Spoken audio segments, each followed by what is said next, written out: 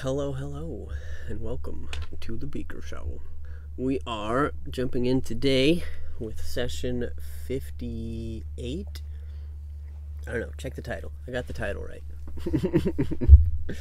But we are jumping back in to the backstory of our fighter Aiden. We have made it a couple sessions in to this dungeon that they are exploring.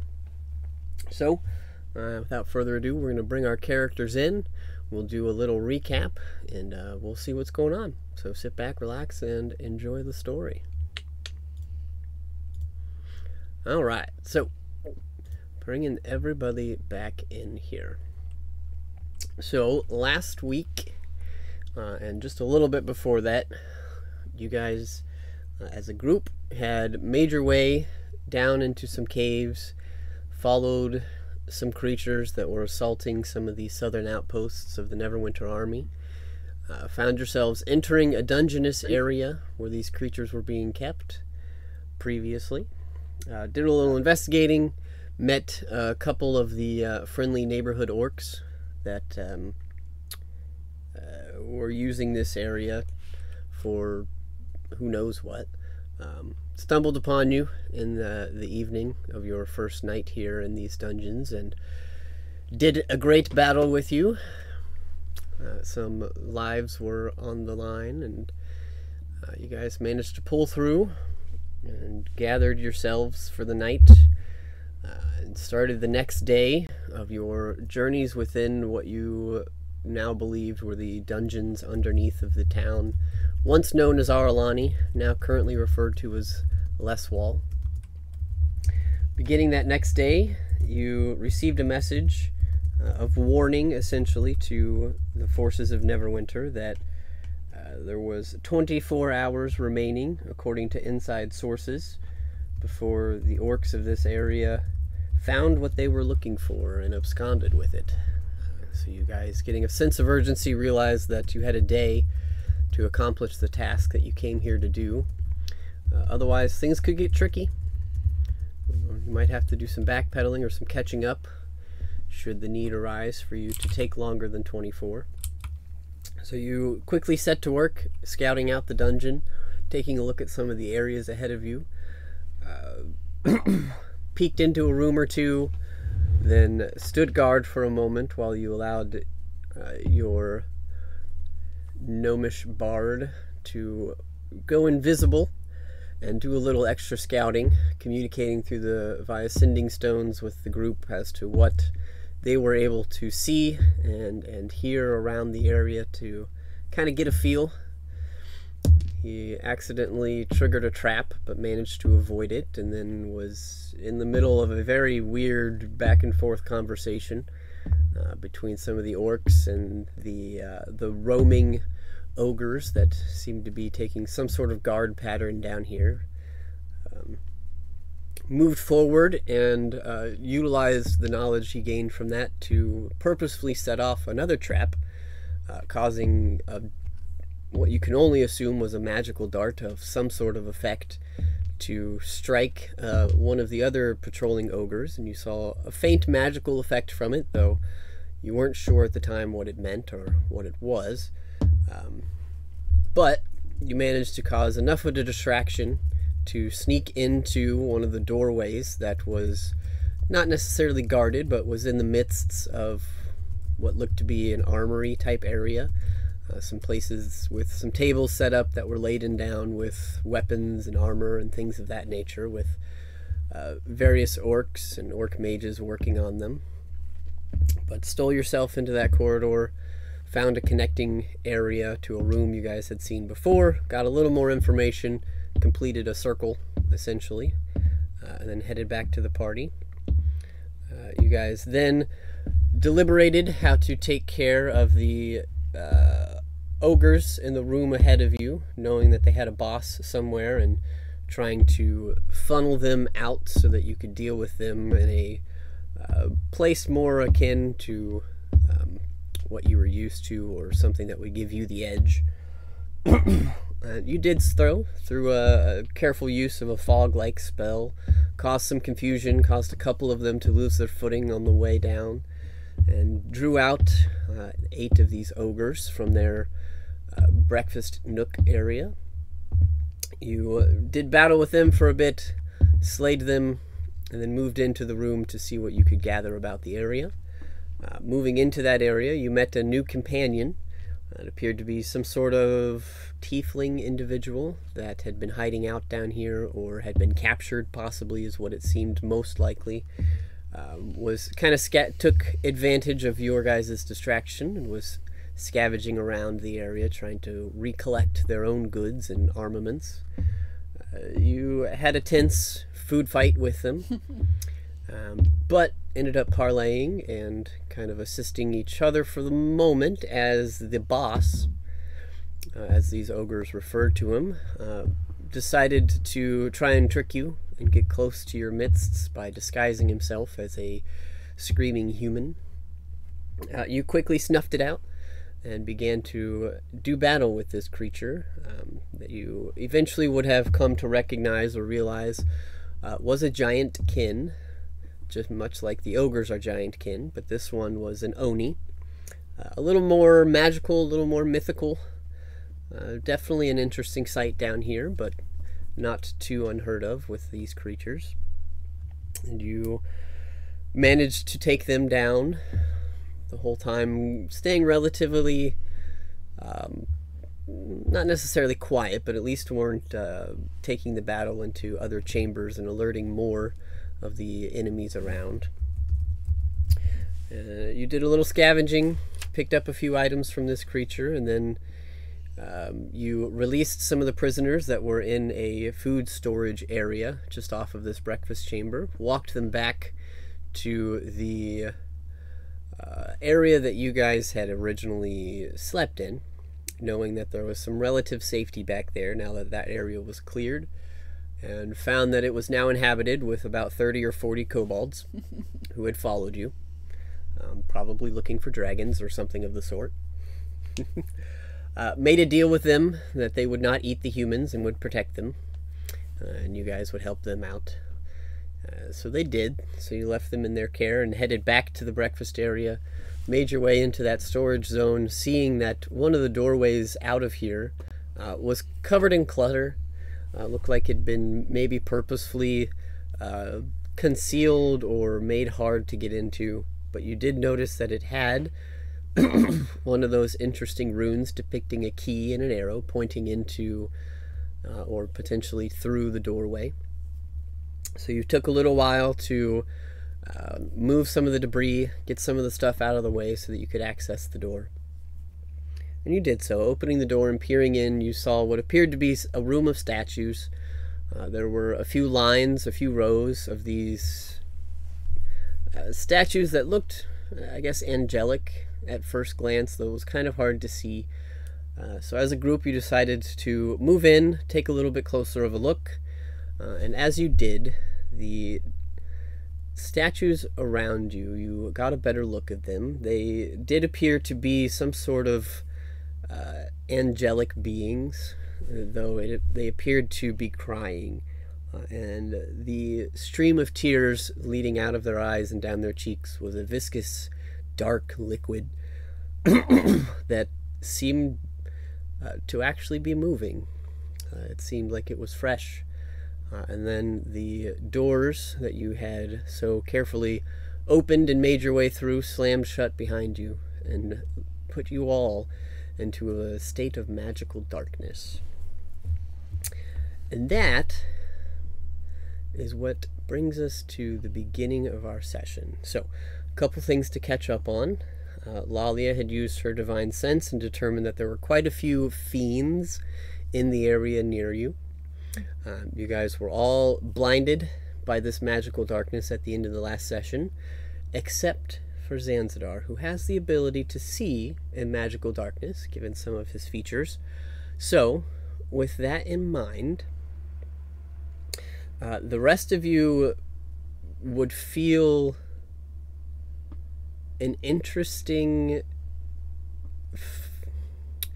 an interesting physical interaction as you feel cold stone being placed against your forehead, maybe covering your eyes.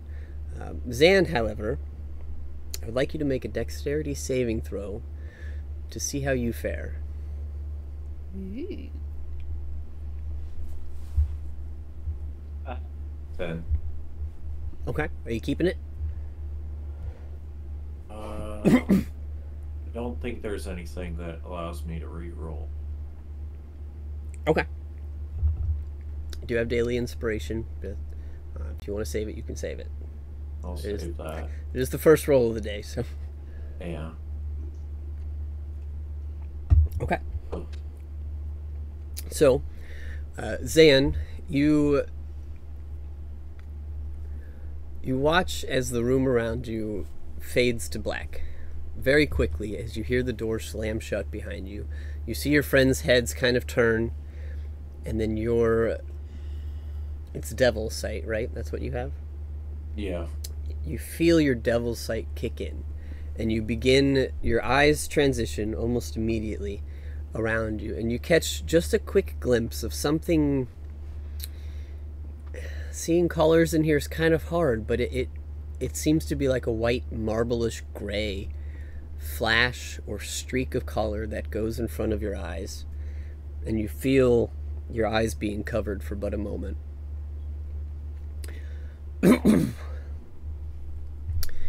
You didn't notice anything prior to that, just this strange flash. But you as well feel the pressure on your eyes for just a moment, and then all of you feel as your shoulders are being grasped. I would like you all to go ahead and make dexterity saving throws for me. You will have disadvantage because all of you are blind at the moment. Is this a magical effect? Yeah. It is not. It is physical. Okay. I assume I already made mine. Correct. Although I'm just now realizing he probably has +5 to that if Lalia is close enough. Gotcha. So it still would have been a fail. I will tell you your DC on this is a 16. Okay. But knowing that, if you would like to add your inspiration, you can. And that wouldn't be cheating? No. Okay. Then I will actually do that. If Aiden is still in Lalia's war, it's a dirty 20 for him. Cool. Yeah, you are all pretty much touching shoulders. So, what do I roll again? You would just add your d6, but it's going to succeed because the lowest you can get is a 1, and that's all you need. Okay. By the way, Bank is with disadvantage, brother. Whoops, let me just roll that one more time. And a natural 20. Ah! I mean, I'll take the 17. So, Bank got a 22, Aiden got a 20. Yep, Zan gets his 16.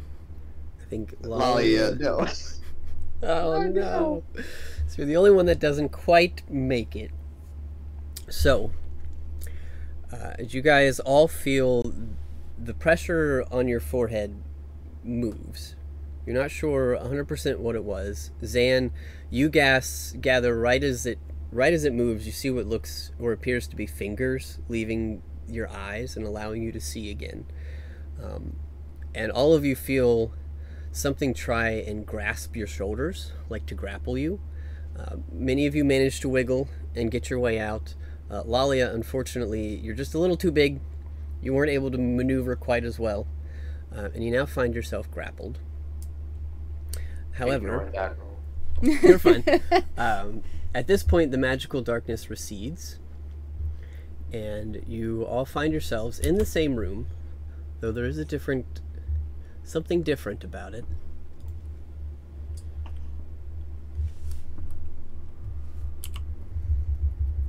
Oh, fuck. You find that all of the statues have now moved and are all gathered around you. As the light comes back into the chamber and you look around, you see that Lalia is currently entangled with a couple limbs from two of these statues that appear to be holding her, but looking at them, they look like statues still. They look like stone. Like, it's interesting.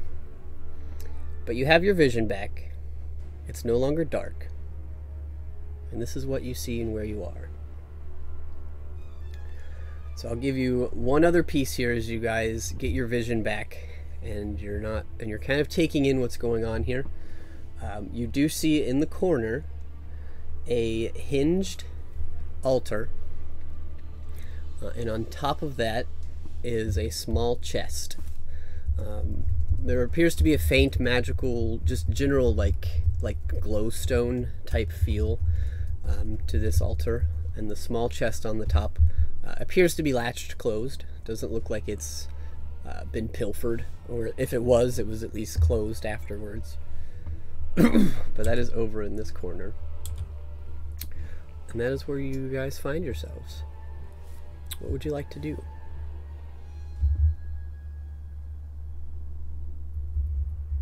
Is Lalia still grappled? Yes, Yeah. it actually it looks like the statue was made around her. Oh. So am I grappled or am I restrained? We'll call it restrained for now. If I take a closer look, does it look like she's fusing with the stone, or does it look like it's not fusing with her but just trapping her? Not fusing, just looks to be trapping. Kind Okay. of like in the essence of like a cage. This is fantastic. I would like to send out a word of radiance, Okay. which is a 5-foot radius around me, Mhm. to every creature I choose. So I'll spare the party. Okay. And just see if it hits anything. Okay. That would be a Constitution save if it's necessary. Okay. Let me... Because it's a blast of radiant damage that Yeah. exits. She Okay. basically goes, "This is not fun. Get off of me." Okay. Roll a d20 for me. Okay.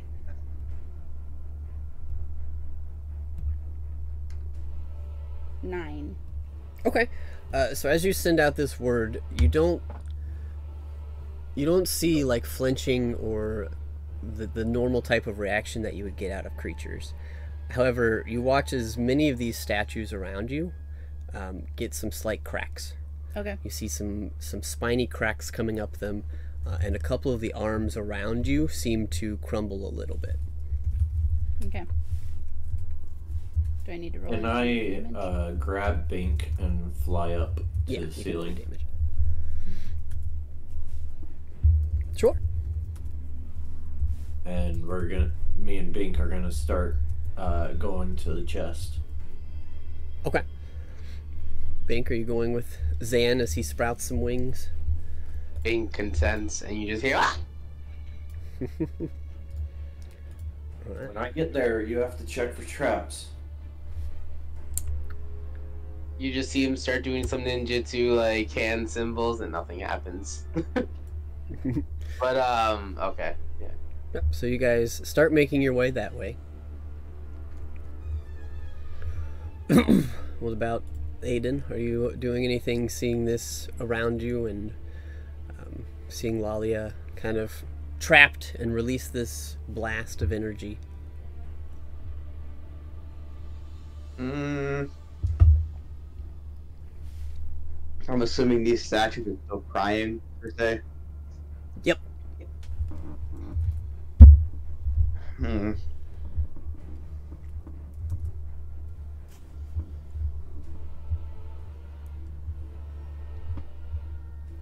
I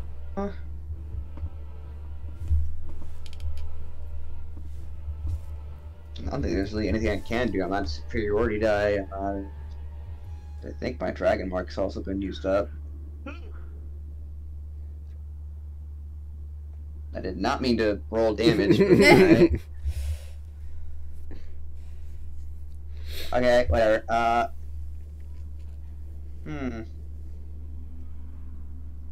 Can I examine the statues again since they're close to me and maybe something has shifted with them during their period of magical darkness aside from what is obvious? Sure, make a perception check or investigation. It's gonna be. We'll try perception.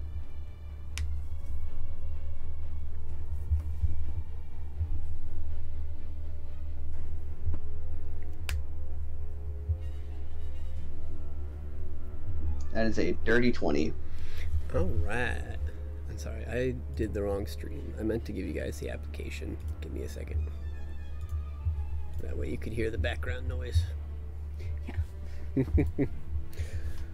Okay, so with the dirty 20, taking a look at these statues, kind of being a little cautious, not sure what's going on, you also see that this blast that Lalia released has created some cracks in them.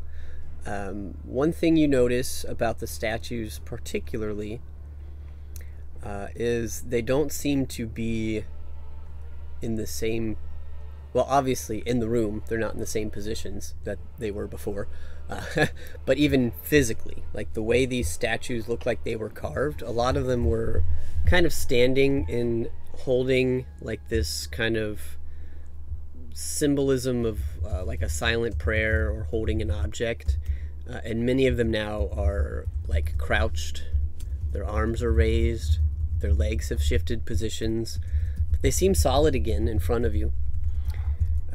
One other thing that you hear is you do hear the faint sound kind of echoing through this area of ticking.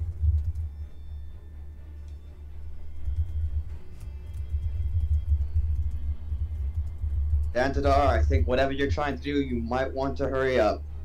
I have a feeling that if that ticking continues on, we're going to lose our vision again. Alright. But they do not have daylight.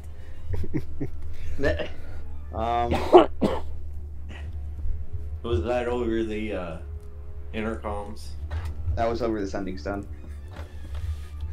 From Aiden, yeah, not from Lalia. Yeah, no. We don't know she yeah. doesn't have daylight. Yeah. Can I also? I don't know if I want to start using my sword against solid stone. About that one. I don't know about that one. Do I have some? Oh wait, I think I have a weapon that I can use. Where's it at? Where's it at? I know I have something that's more. Yeah, I have a warhammer. Can I use my warhammer and start whacking the statue that's holding Lalia? Try to get her unrestrained? Sure, roll damage. Oh, just roll damage straight up? It's not moving, you're not gonna miss. What is it? Don't hit me! Can I get... No, I'm just kidding. I'm not going to ask for crit damage.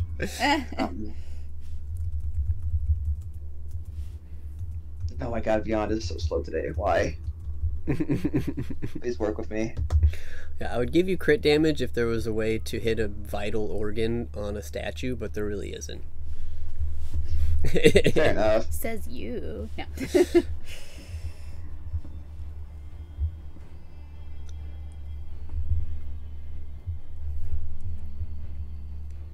So that's 10 bludgeoning damage.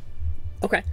So you do manage to make contact with this statue, and you see as you hit one of the areas on it that already had some cracks, you see those cracks rapidly extend, and the statue that is holding Lalia just crumbles into bits of stone on the floor. And as it does so, you watch as all of those bits go back over to the spot, and the statue reforms, unmoving. Oh, okie As that happens and it reappears over there, Lalia's gonna squint at it and use another charge of Divine Sense, specifically staring down that one over there in the corner. Does she pick up on the same kind of energy from it in its new placement? There's one less fiend Okay. than before. Okay. Alright then. So I'll share that. Be like, oh, I think that did something. Lalia, might want to take a step back. I will do so. That's about all you got room for, is a step. Yeah, literally just. Is that so? Just 5 feet away. All right.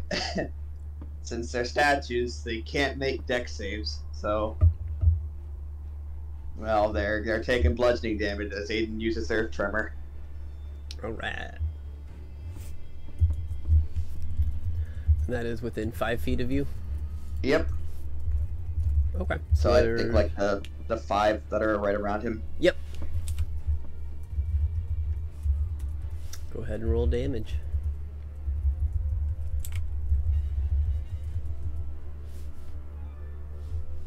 It would only take 15 years to do so.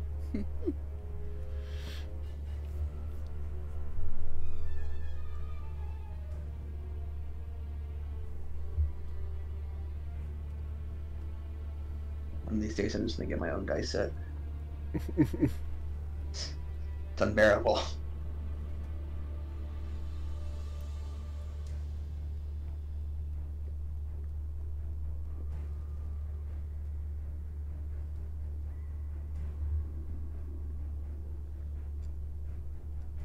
Alright, finally. That is 5 points of bludgeoning damage. Okay. So you release this wave into the creatures around you, and you see as some of the spindly cracks kind of ripple up their bodies. They are still standing. Didn't seem like it was enough to topple them, but they're starting to crumble. You see that a couple arms drop. One of them has like its ear falls off and shatters on the ground.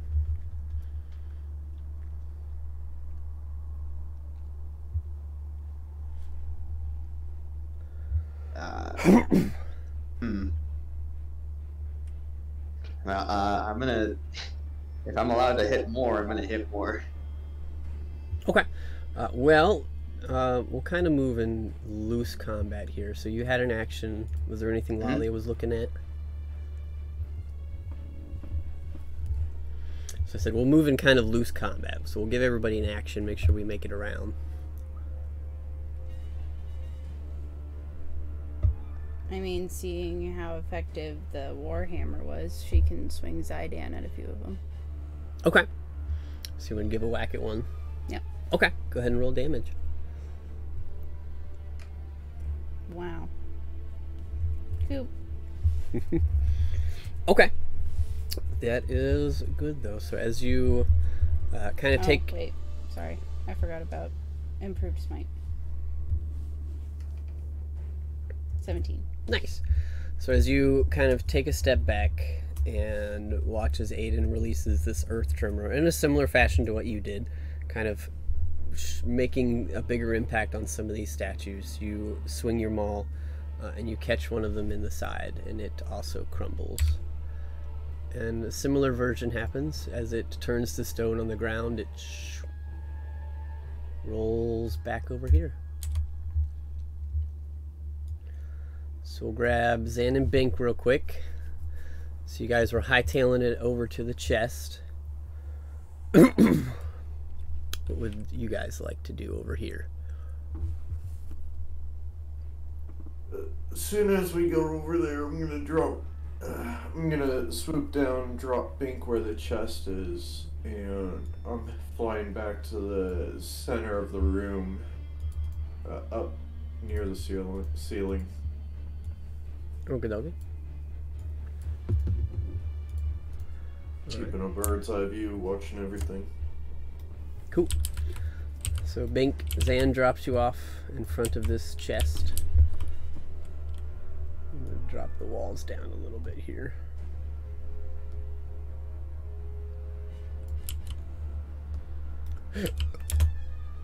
Oh, wait.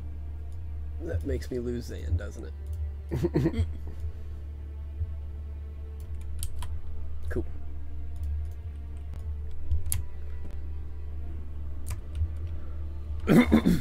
So Bink, staring at this hinged altar in front of you that has this ornate chest. I know it's a square wooden box on the screen, but just make believe that it's an ornate chest. Okay. What would you like to do? I'm gonna open the chest. Okay. So you're gonna reach up to the box on top and just flip the lid? Yes. Okay. Make a perception check. Okay.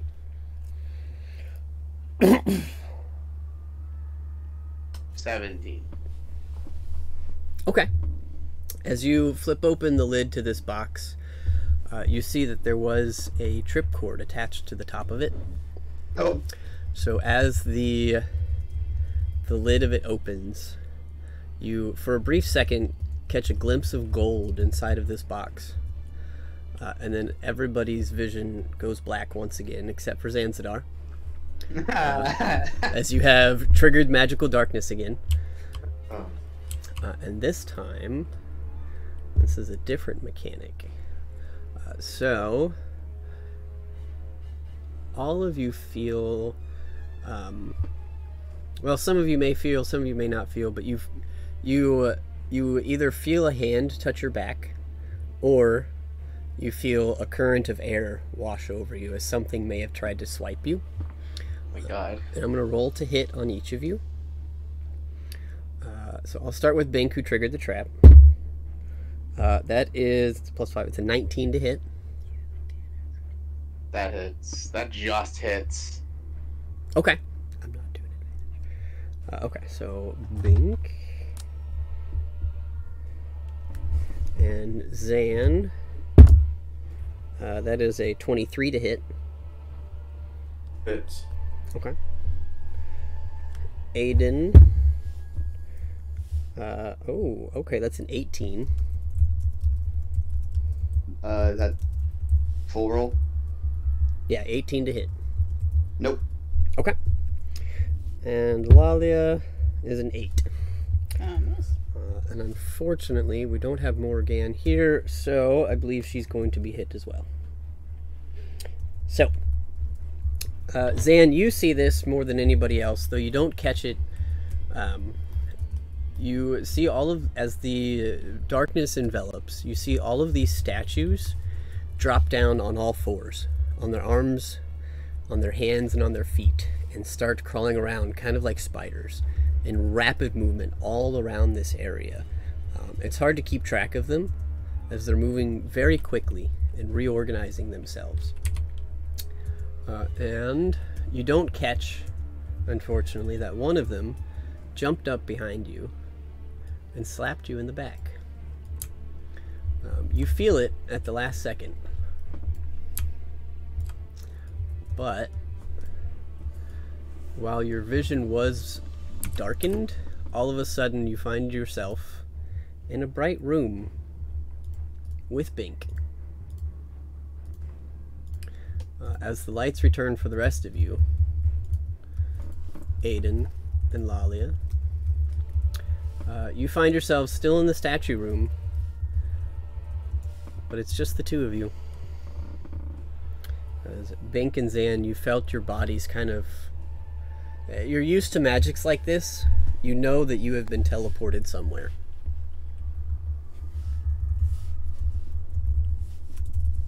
So, Where are you guys at? Over the Sending Stone. Am I picking anything up? you guys hear him. Still in the same room. Where'd you go? I don't know yet. To try and figure that out, give me a minute. Alright. And I'll grab those two. Map or same map? You'll be on the same map. I'll grab you guys in just a second. Oh, I want right. to see what they're doing in the room, because that's a little more strenuous than where you guys are. Yay! I'm in danger. So the two of you in the room, you watch as Bink opens the top of this chest. Your vision goes black. You feel some swipes of air currents around you. Something has taken a swing at you. Your vision comes back and you see that some of the statues have moved in to replace those that you have dismissed, and three of your friends are gone.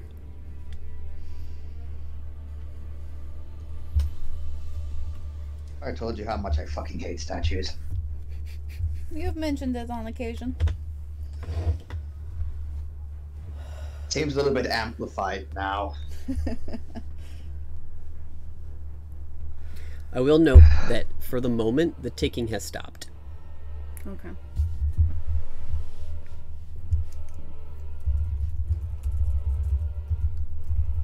Well,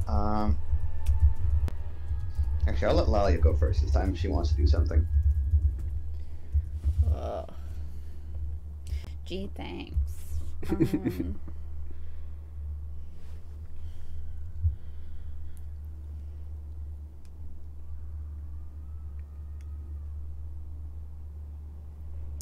The ones that we hit stayed put, right? The ones that we... Even after the... darkness again? The Yes, two that yeah, Aiden and I the took two out? that you destroyed earlier have not moved again. Okay.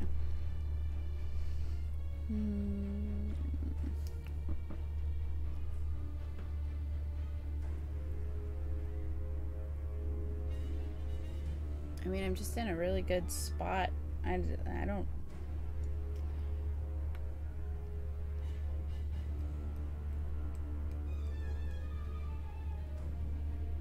I think I'm just gonna Word of Radiance again. Okay. Try to knock a few more of them out. And that's also a 5 foot? Or Yes. was Word 10? Okay. Yeah, and it's one where it doesn't matter if Aiden's there or not, but yes. Yep. So, Yep, go ahead and roll damage. okay. 9. Okay, and you'd had 9 before, right? Let me go double check. I don't that. think I rolled it before because you just said it hit. Yeah, I said roll damage. Maybe you didn't. I didn't. I can roll again. So 12 on the second time around. Oh, okay. Yeah, my bad. I thought I had told you to roll damage on it. Yeah, no, I know I didn't roll it because you just kind of summarized it, so I figured it was Gotcha. irrelevant. Right. No, that's 21. Okay. Yeah, it wouldn't have changed the outcome with the original damage, but with the added second hit of Word of Radiance, you release another blast, and you see as all of the statues around you that were already starting to crack and crumble a little bit, and it looks like a couple of them had switched places with the ones that Aiden had hit. You watch as all 10 of the statues around you crumble down to the ground and reset. Oh, there we go. Feel like I can move around now. And just kind of the lingering essence of your divine sense, you feel that there are now a total of 12 less fiendish entities in the room at the moment. Gotcha.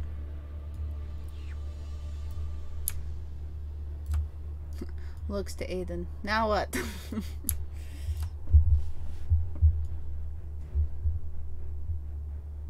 Keep swinging away as Aiden's gonna start hitting more with his warhammer.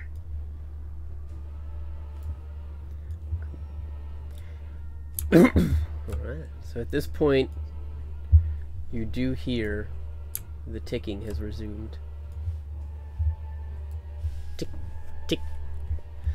But you can get some swings in. So you have 3, 4, 5, 6, about 7 of them still around you. Most of the, I think just about all of the statues at this point have taken some amount of damage. And there's an 8th one down here that apparently went for Zan. Me look at something here real fast. No, I don't have a spree die because we didn't roll initiative technically. Okay. Then I'm just gonna take 3 swings with my warhammer and start doing damage unless you want me to roll to hit. Nope, just roll damage 3 times. Or 1 time for all 3 if you want. I'll just roll 3d8 plus 24.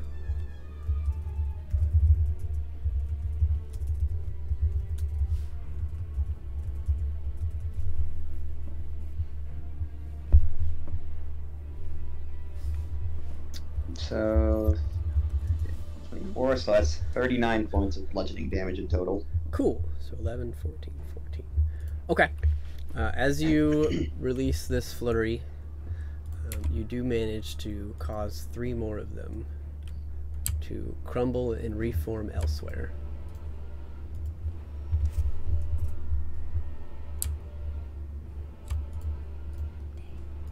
I'll take this one, throw it like over here.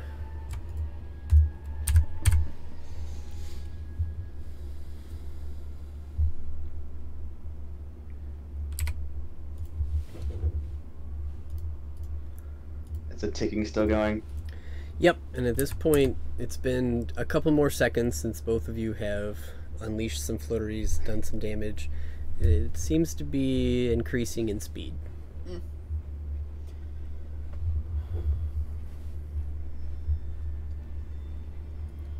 Sounds like our time might be running out. Data's gonna move back 5 feet to Lalia. In preparation, he's assuming that they're gonna go into magical darkness again. He doesn't want these creatures behind him like that again. Mm-hmm. I mean, I've taken my action per se. Mm-hmm. Alright. So both of you have released some attacks, taken some actions. You hear this clicking comes to a stop. And you hear what sounds like a bell. Ding! And your vision goes black. I fucking knew it. Yeah. And ooh, you both feel wisps of air come really close to like your face or your cheek. You feel like you just barely dodged whatever was swung at you. As your vision comes back. Darn this plate meal. Otherwise we could be with everybody else. Right. You find that the remaining 5 statues have now surrounded you.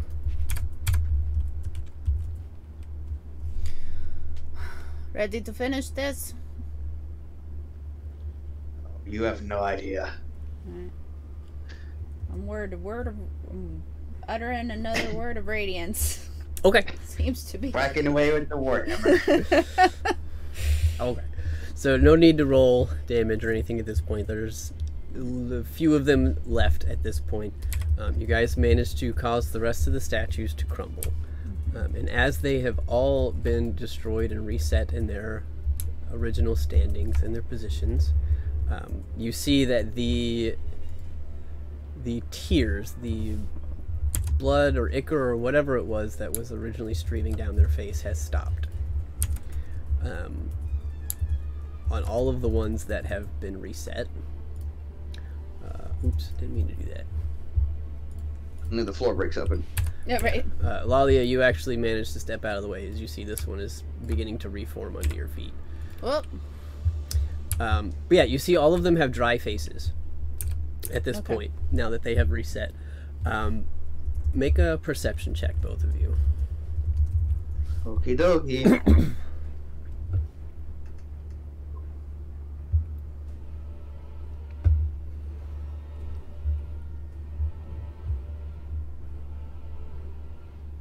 Take me 15 years. Oh god.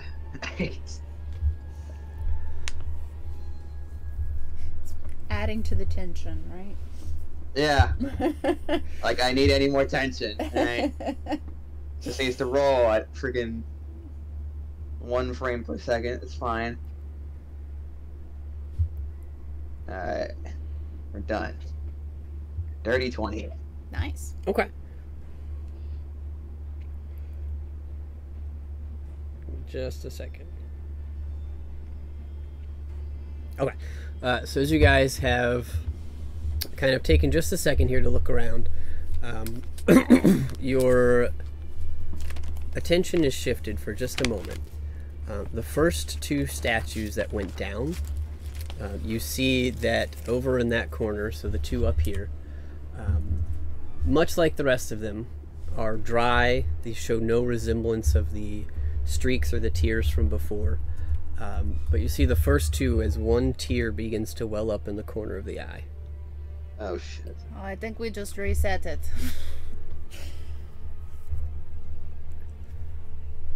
How the hell do we get out of here? I mean, have we tried the door? That'd be too simple. Just go over and try the door. It is locked. Alright. Told you. Hey, I forget how the gloves of thievery work. Do they help with those kind of checks? I don't think so. I'll give you on your perception check and just kind of like, let's check the door. It's locked in a weird way. You see no door handles and you see no keyholes. Oh, fantastic.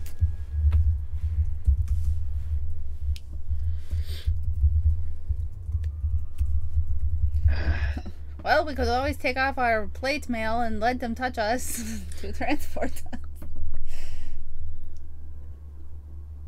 us. Can we try? Aiden's gonna try sending through the sending stone. What's it look like over there? Yep. Okay. We can jump to the two of them if you guys are figuring this area out. So pay no mind to where I'm scrolling on the map.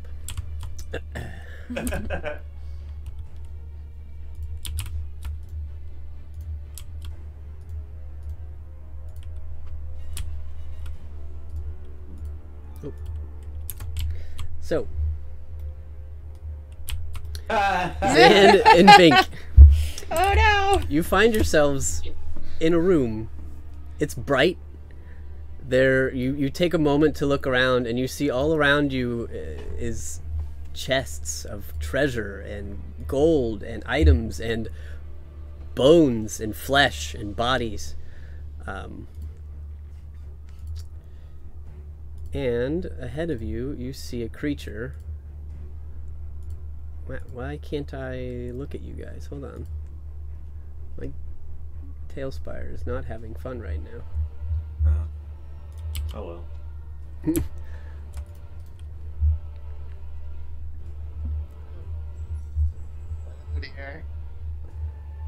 No tanks. What in the world?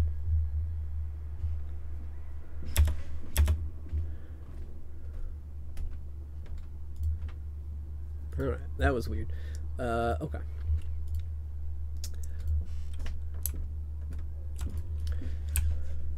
Alright. You find yourselves in a room with what appears to be a large... You're not sure if it's a statue or if it's real. It doesn't appear to be moving, but a large cat-like creature with giant wings to its back is in this room with you. And again, you see this room is full of treasure and full of bones and bodies and flesh. Some of it looks old, some of it looks recent.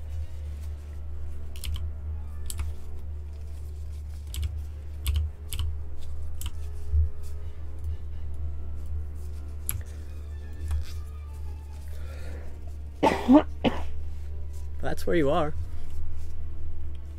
What would I you take it that So the thing's alive and not a statue? You're not sure. It's there. Make a I mess. take it that you missed the trap, huh, Bink? It's a trap! Hey, we know there was a trap! I told you to look for traps. I looked inside the chest! And it was a trap! Anyway, we should probably find a way out of here. Before you touch anything, come here. I'm going to use a first level sanctuary, and I'm going to split it on the both of us. Okay. Because you've got twin cast. Yeah. Nice. Don't hurt any monsters. We can touch everything else though. Is it gold? Let's look around, see what we can find. Bink just starts waddling on over to the gold to start looking at it. Okay. You can both make investigation checks if you're taking a look, or perception if you prefer. I'm gonna try and find a door. Okay. I'm gonna do some investigation. Okay. 20. 2 18s for a 22. Nice. Okay. So you don't see any doors. This all looks like solid stone wall around you. You're not sure if there is a way out, you're just not catching it yet. Bink, on the other hand, taking a look at some of these items and gold and treasure, they look like they're there. And a moment later, they look like they're not there. It looks more like an image, but then it looks real again. You're not really sure what's going on in this room.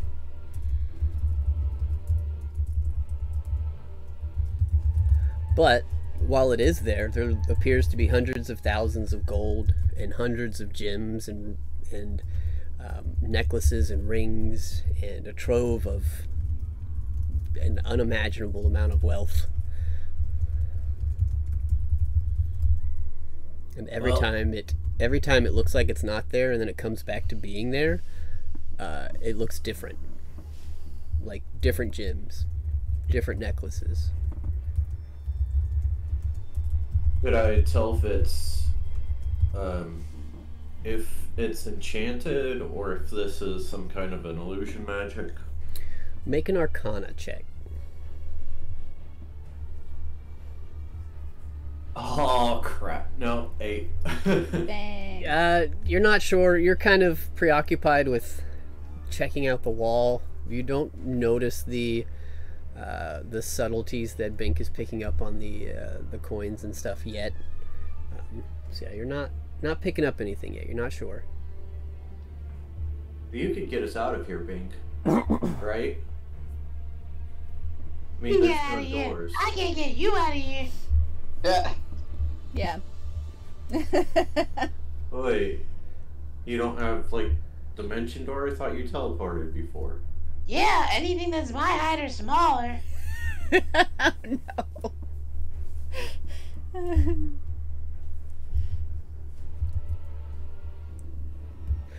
It's about this time you guys hear in your head Aiden asking you where you're at and what it looks like. What about if I held my breath and jumped into your bag of holding? What? I think you die. Also, I think you're too big.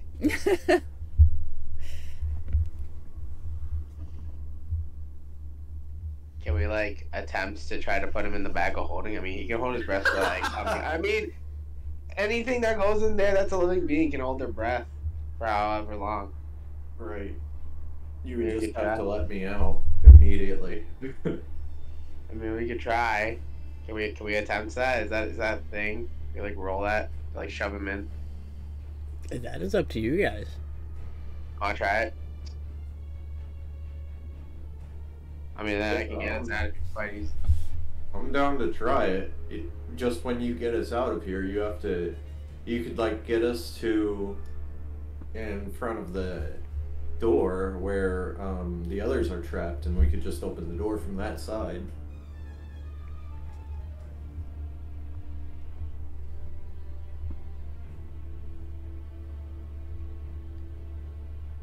Okay. That, or we piddle around here for a little bit, try and figure out what's going on, and hopefully we don't. I mean, that statue looks terrible. Yeah, I say let's just take the money and beat it. Have you even tried touching the money? Bink just goes on over to try to touch the money now. Okay. Now that he mentions it. You're just gonna pick up a coin. He's gonna pick up a coin. See if it's Okay. real. Lolly and Eden are like, the line must be busy. They must. Yep. Oh, the line you called is very busy. As you reach out and pick up one of these gold coins, you have a gold coin in your hand, and then a moment later, it's not there and it's back on the ground. Wait, what happened? It just fell through your hand, apparently.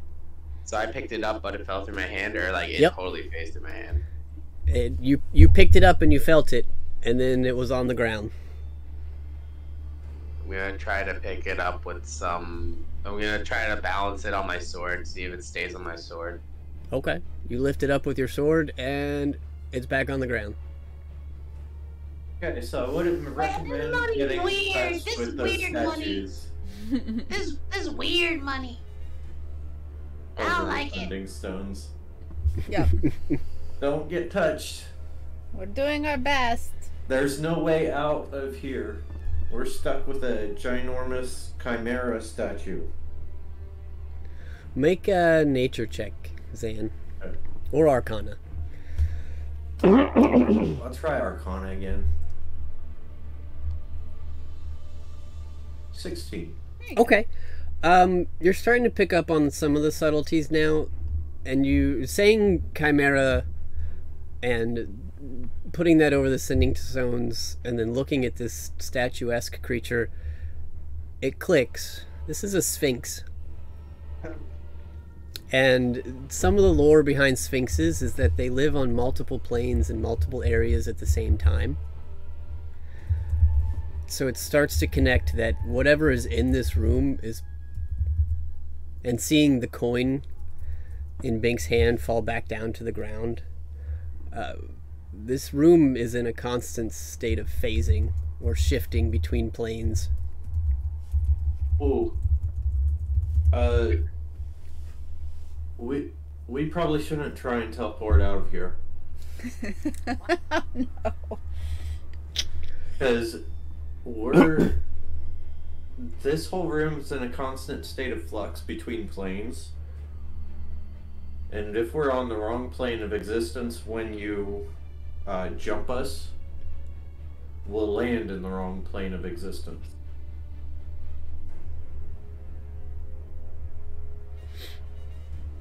Oh. Oh, What if we destroyed that thing? I pointed at that chimera statue. Maybe that's the reason. Maybe we could try and destroy the walls first. Like, maybe if we beat... Uses the 8 level walls- stuff. Yeah. Maybe if we beat on the walls, the orcs will hear it and they'll come running and, like, open up a secret door or something.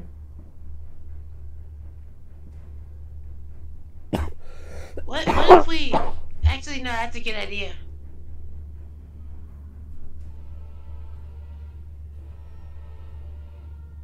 I got nothing better. Okay. make a perception check, both of you. Okay.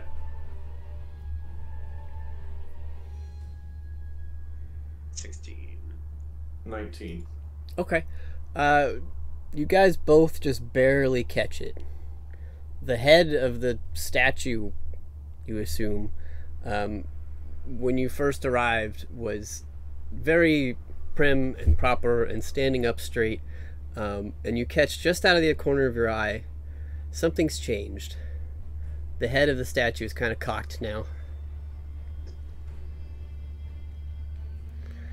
Like a dog looking at something like, what? Oh, fuck you get here. What the fuck?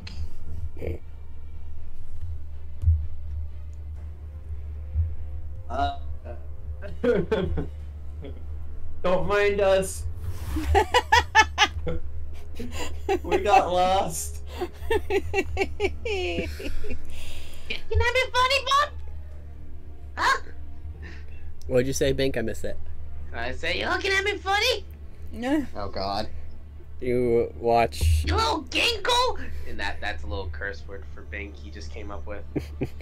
You both watch as the head of this statue swivels and stares at Bink. Oh shit.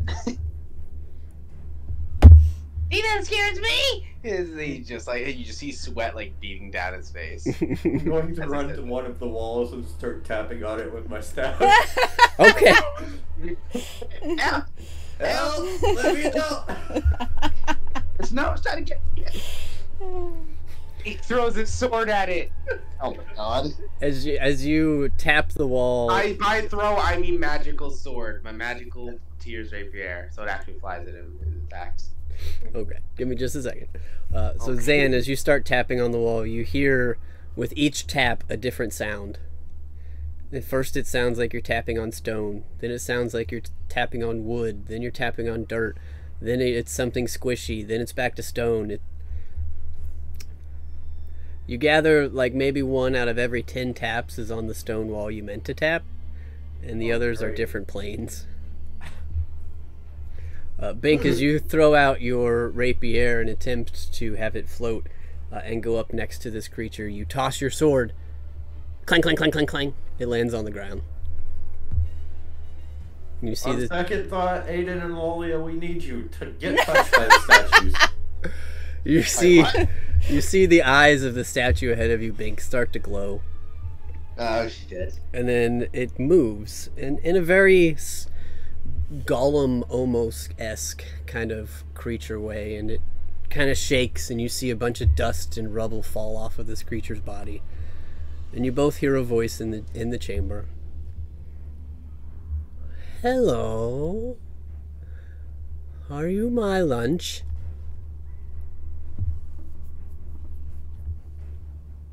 No. Certainly look. Well, you look much better than the orcs that usually come this way. So where are we? Well, I guess that depends. You're in a lot of places at once. How do we go back to the one with the stone walls? Can we just stay there, please? Oh, yes. The temple, the dungeon. That's where you came from. Yes. Ooh. Oh You no. were- Oh no. You were touched by the angels, weren't you? Ha! Touched me, yes. Oh. I love those guys. They're the best mousetraps ever. Did you place them there? No, I just take advantage of it. Do you ever leave this room? I'm not actually in this room, but yet I am. So yes and no. I'm a lot of places. How many places? I've lost count. But you want We can only out? go to so many places if we go back to our place every so often. Yes. But you want out, you said. You want to go back into that dungeon. That's interesting. There's so many weird things going on in there. I'll let you out. If you win. Against what? Against me. Do you know, little one, what a riddle is? Do I know what a riddle is? Yes. Wonderful. Answer my riddle and get out. Fail and I eat you. Can he help me? He will have his own. Oh. Oh. Wow. Fuck. Okay. Wonderful. Give me just a moment to think of a good one for you. And we'll jump back over to the other room. You get touched by the stats. You just spent like 20 minutes breaking them. We're getting conflicting messages over here.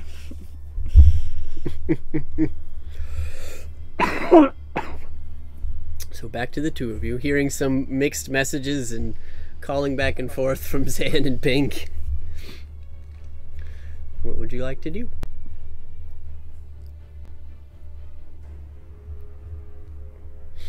I will say you do see that the chest on top of the hinged altar is still open.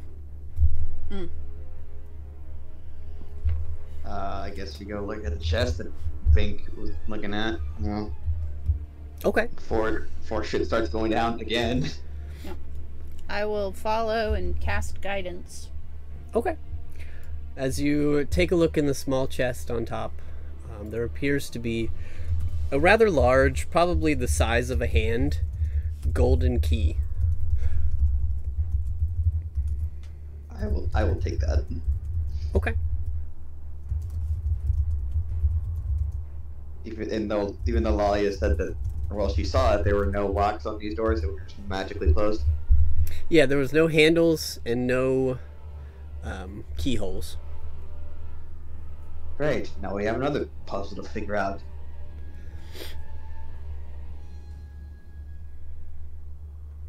Is there a lock on the chest? Like a... So there's the hinged altar, Right. and then the chest on top that's already open. That's where the key was. Yeah. Does either the altar or the chest appear to have a place where a key could be inserted? Gotcha. No. Gotta ask all the questions in case it's so obvious, right? Yeah.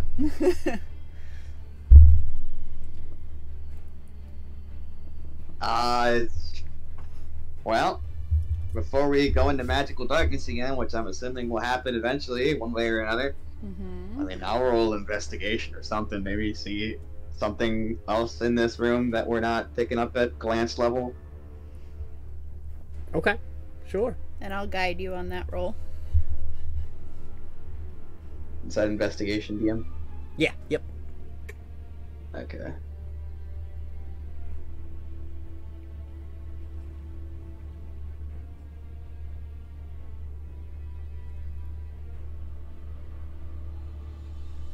I don't need the tension beyond. I would really appreciate seeing my roll right now. Fucking A.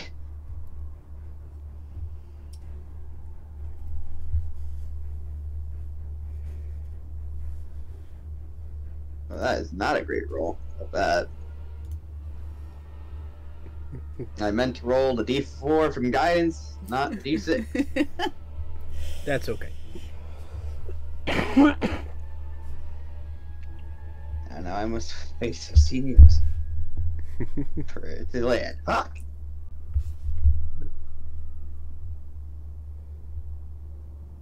Alright, well, I rolled the max I would have on a D4, so. So Cool. 4, 16. Looking around the room itself, checking out physicalities, kind of just eyeballing from where you're at, you're not seeing anything necessarily that you missed as far as like keyholes, switches, triggers, things of that nature. The one thing you do gather though is that the key, as you held it, seemed to be warm, and it seemed like it had some sort of like aura around it. Small, but there nonetheless. Sure would love detect magic right Oh, about now. So it's warm. Does the heat intensify or decrease in any particular direction that I might move? Or does it just stay stable? No, just stay stable. It's just odd because everything else down here is cold stone. Okay. I mean, I guess we have to let the statues touch us, I guess. Lolly, I don't really see another way out of here. Let me see here. There's a couple things I think you might be missing. So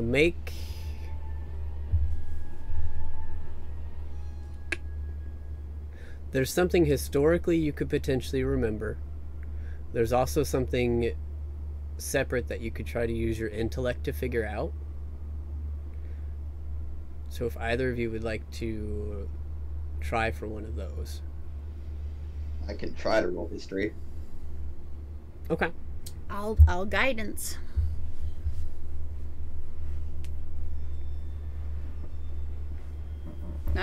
Do you want me to roll the D4? So we don't have to. It's your call. It's fine. It just adds to the intensity, okay? It just adds to the intensity, like you said. That's all.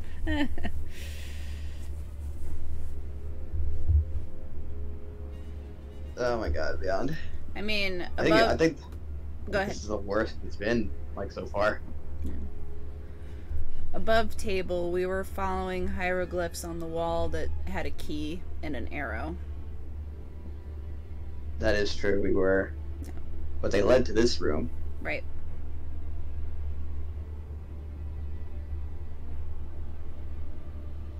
Sometime today, Beyond. Holy crap. I feel like it's just doing this to spite me. Right.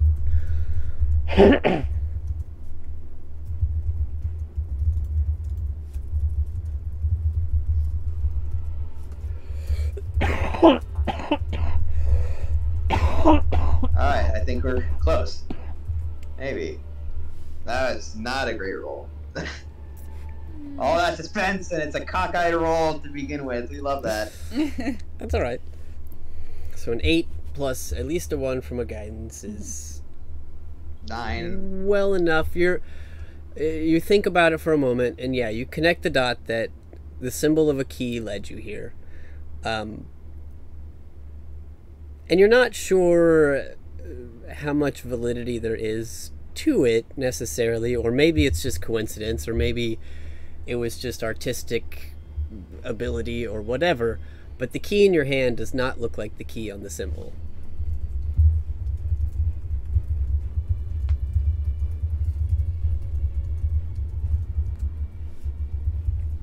Hell. So many damn puzzles. Alright.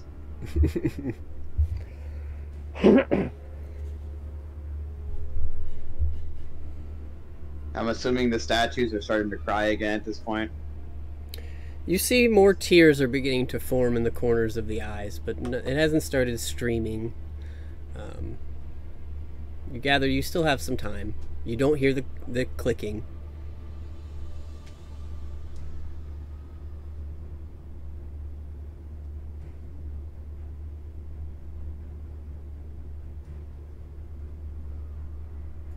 I guess Aiden will send over the sending stone. We found a key.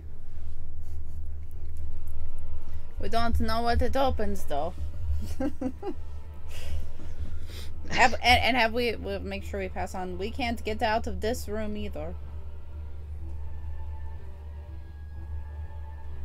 Did you try breaking down the door? I mean, no, but, you know.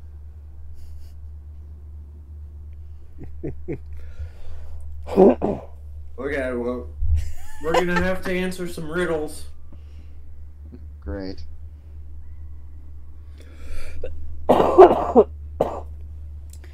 Lalia will look down at Zydan and be like, how do you...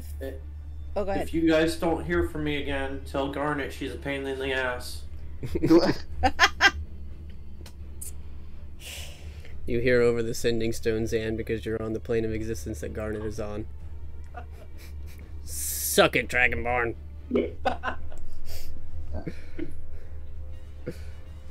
Hey, while you're here, Garnet, no.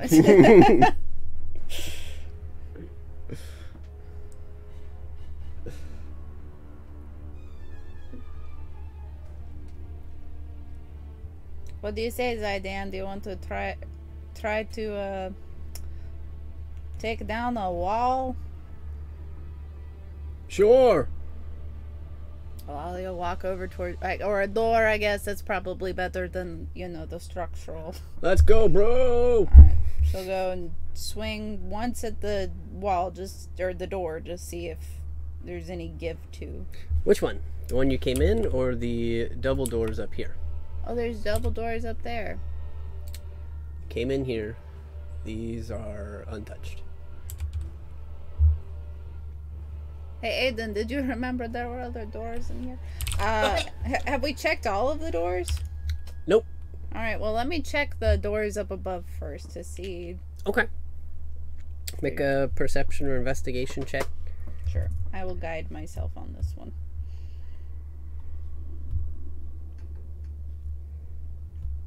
Wow. It is dark down here today, guys. 17. Okay. They also appear to have no handles, no keyholes. One thing that you do pick up, though, is there's a lot of moisture in the air here, and a lot of the walls have are damp or have like just a thin mist on them. But there are spots on these doors, and you look back at the one you came through, and there appears to be a small spot on each of them that is dry. Okay. Each of these doors has a dry spot. Ow.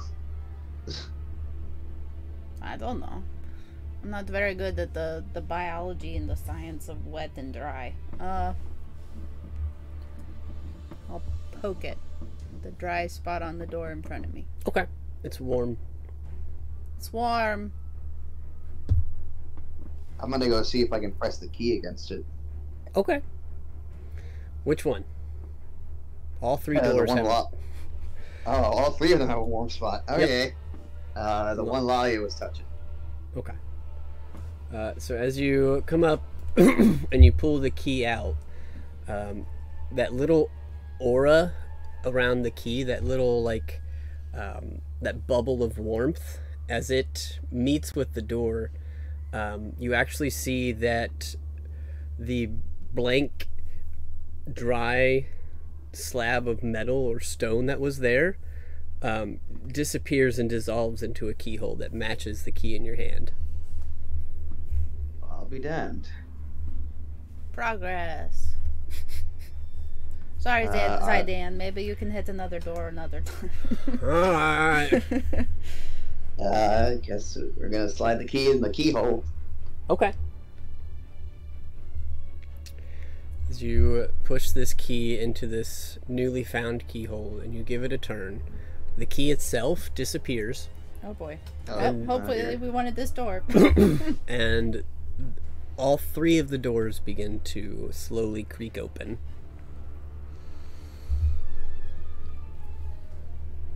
Alrighty then.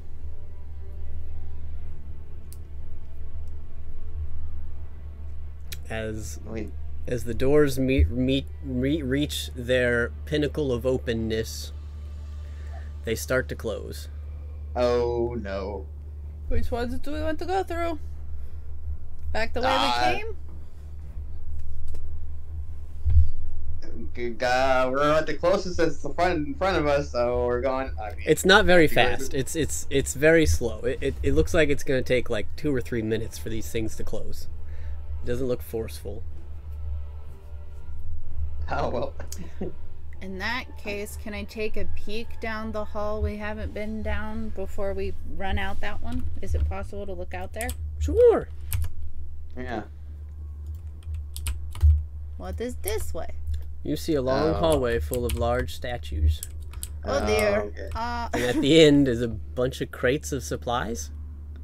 How do we feel about statues? Not great right now. Can we take a quick look at what the statues resemble? They're pretty accurate.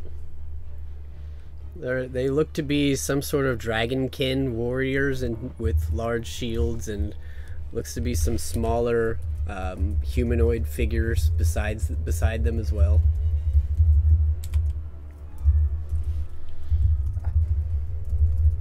Okay. Neither door leads us to Zanzidar or Bink right Nope. now. Not at the moment. I guess we go down the path we have not explored yet. Alrighty.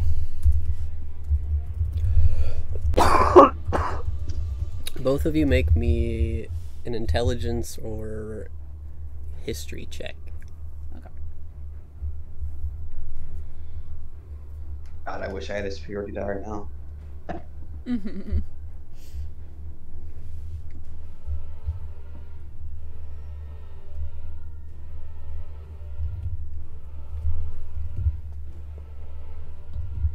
Bad. Okay. So Lalia, you walking out, you also kind of pick up on the fact that that key didn't look like the one on the pictures, and you see pictures of that key out here as well, also pointing into this room. Okay. It's just kind of passive. It's just a little weird. Maybe another puzzle. Aiden, as you're getting ready to step out, you remember that the altar is hinged.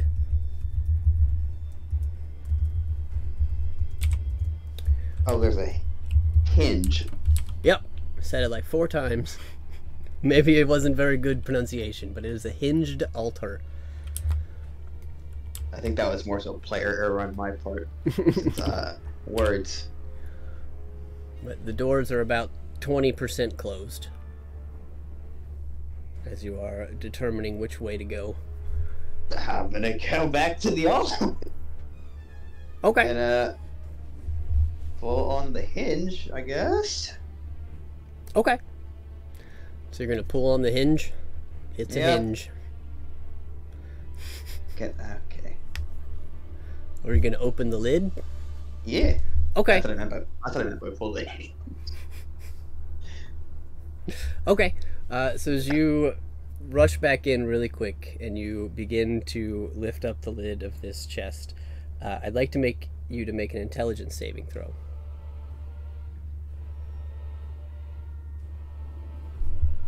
Is this magical? Yes. Yeah. Okay, so I have advantage at least.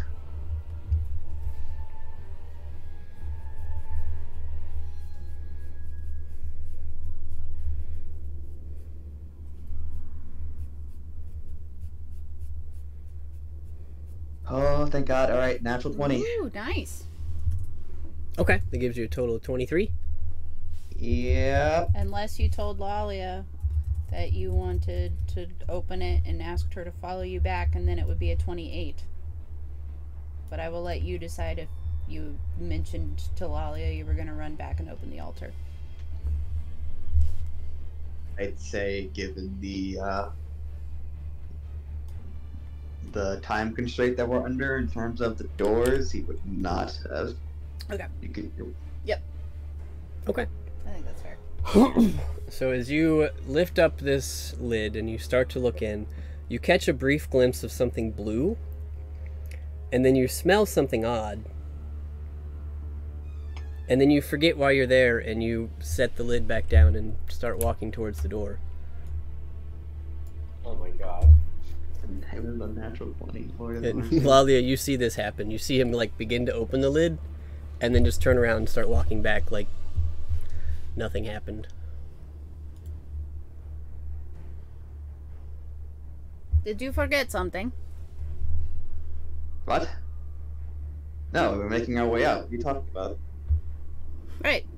Let us go then.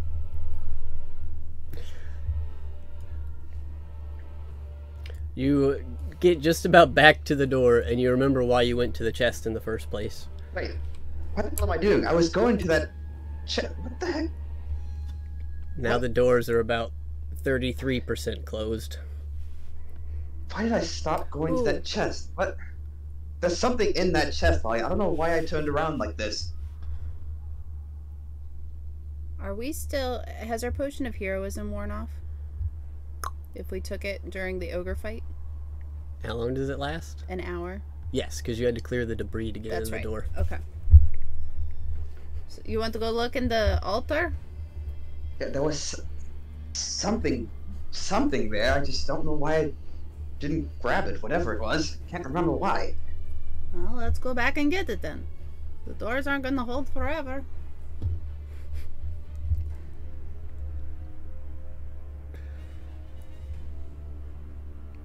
Do you want me to do it? I mean, does Lolly have proficiency in intelligence saving throws? Nope. Nope. I will give you this since you did get a 20 on your save. That could carry over to a check because you're using your mind. You breathed this in.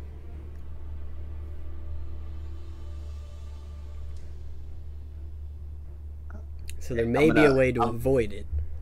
I am gonna hold my breath. Okay. Hold my breath and open the chest. Is it full of water? Just don't hold your breath. All right. So this time you run over, you take a big gasp of air, you open it up, you feel this mist hit your face, but you don't breathe it in this time immediately, and you see inside of this altar is a large blue key. This key is about 1.5 feet long, and each of the teeth is like 6 inches, and there's a big circle at the back. This very definitely looks like the runes, and as you pull it out, you feel that it's hot. It's not so hot you can't hold it, but as you're holding it, you feel some sort of energy pulses out from it. You're not sure what it does, but there's this energy that it is emitting as it is in your hands. And Lalia, you can kind of see it, whereas Aiden is in it. There seems to be some sort of like aura around it, very similar to like your weapon. There's like a 10-foot aura around this key. Mm-hmm. Aiden, you're glowing. Or What? the key is. Well, I'm not. Is the mist still around me first before I start breathing again? Right. It is. I'm gonna get out of range of the mist first. Okay, as you walk back over, you are no longer standing in the mist. The hell are you talking about, an aura? I don't know, it just seems to maybe be coming from the key. It's kind of like this, we have Zydians around. Like, you know, like... Wom, wom, wom. You know, that like slightly electricity feeling that you get when you stand within 10 feet of me, that, oh... Are you feeling different? Very, very descriptive, Lalia. Am I feeling different besides what I'm feeling from the key? As you have started talking and breathing again, that little bit of remnants moved its way onto your tongue, and you forgot what you just got out of the chest, but then you see a giant key in your hand. Idea. You know what? I think we should go. I think that'd be good. Let us leave this room before these doors close. Come on, Aiden. Speaking of which, they're about 50%. Yeah. Alright, let's get out of the room now. We're leaving. We got to go find our friends. What is your name? Do you know today's date? Alright, Lalia, I will hit you with this key. I'd like to see you try. No, please don't. Alright, which door are you taking? The one straight ahead. This one? Yep. Yep. Okay. So, you guys step out. I will come back to you in a minute. Because you Alrighty then. have to push over some boxes and crates and barrels and things that were in the way on this side. So mad. Barrels! So, jumping back over to the two of you stuck in a room. The Sphinx looks back over to you, Bink. Says, okay. I have one for you. Are you ready?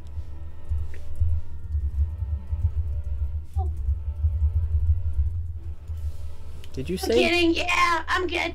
I'm ready. Okay. What does a house wear?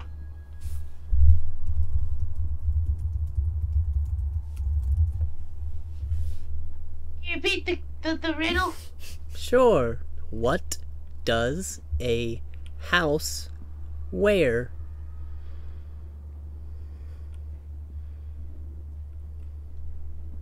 Don't worry, take your time. I've got decades. If you expire, I'll just eat you then. Can I call in a family member for help? No. Oof. Oh, Oh, I thought it was like the TV show once. Never mind. what's TV? Right. That hasn't been invented yet. He knows about it. You just broke the fourth wall.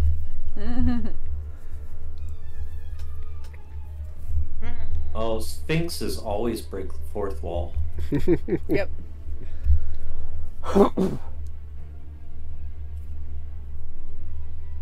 Just Bink have to solve this movie on his own, or can he get help out of character?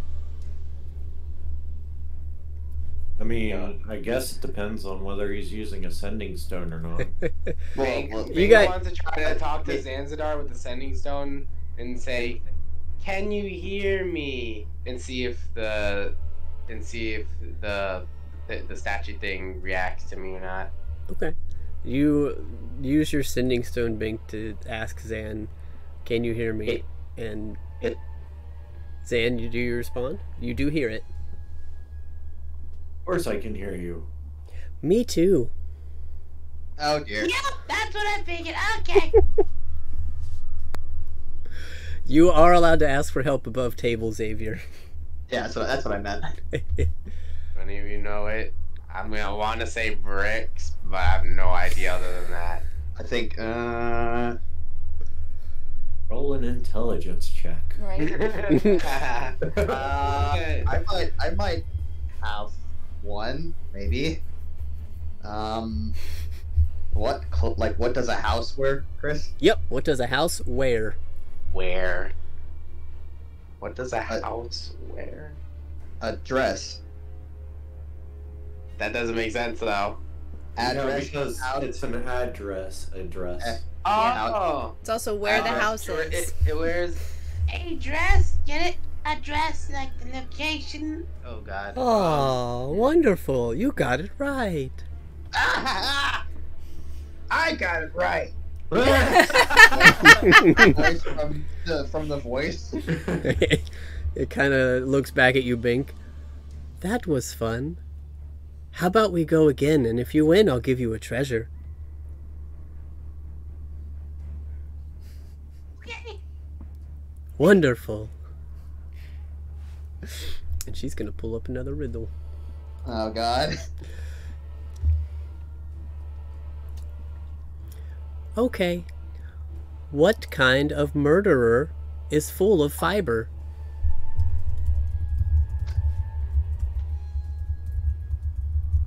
Got it. You got it. I want to say a serial killer, but that doesn't make sense. What kind of? Kind of murderer, but I mean, it's a form That's of actually- killer.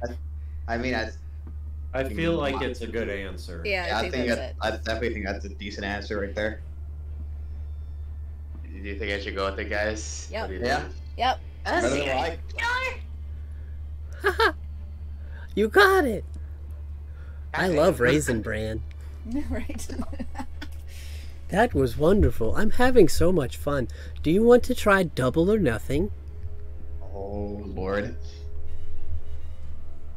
Zan is shaking his head. For all bets, baby. Oh God.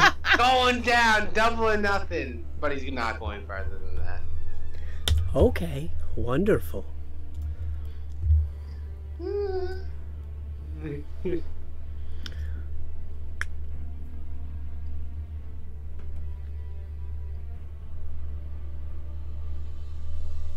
Okay. I start with M, end with X, and have a never-ending amount of letters. What am I?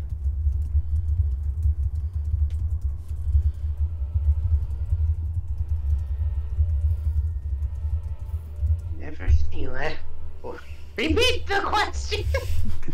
I start with M and end with X and have a never-ending amount of letters. What am I? Oh, mailbox. Man. Wow. Wow. I've heard. Okay, reason being, I've actually heard that one. I have a never-ending amount of letters. That's what actually tipped me off at the end. I just remembered that part. That's wonderful. You're so fun to play with. Do you want to go again? I just want to get out of here with my rewards, please. Okay. I'll get them in just a moment. And she turns and looks at Zan. Oh, It's shit. your turn. Are you ready?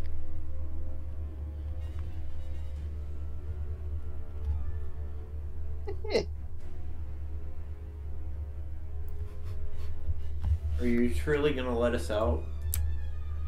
Absolutely. Insight check. Sure.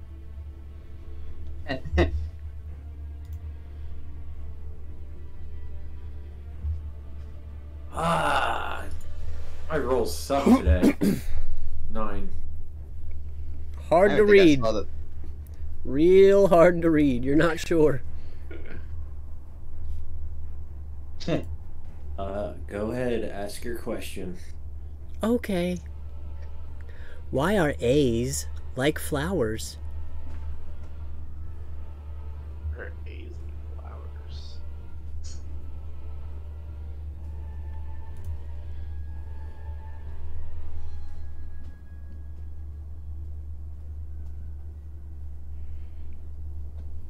A's like flowers.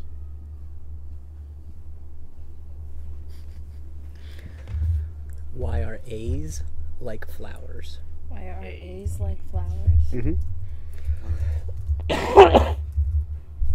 Because they're fine as heck. I don't know. Why are A's like flowers?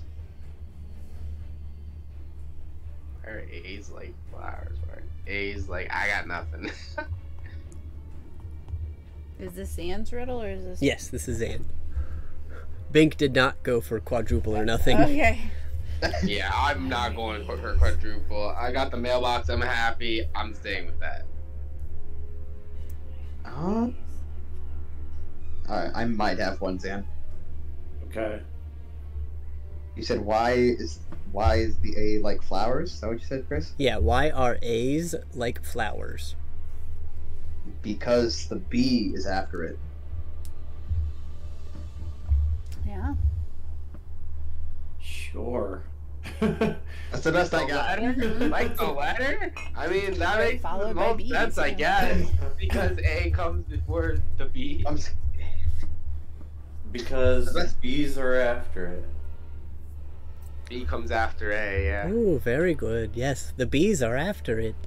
Yeah! Good job. Would you like to go for a treasure? No, I want to be out of here. Oh, you're not nearly as fun as your friend.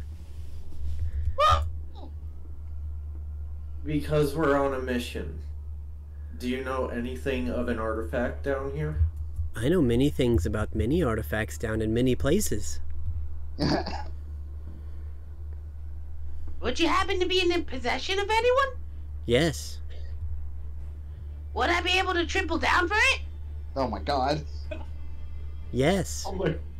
Yes. But if you lose this one, I'll eat both of you. Wait, before we start, how many do you have? Because we're looking for a specific one. Probably not that one. How about you eat all 4 of us if we lose? There are 4 of you? Oh no. How's this helping?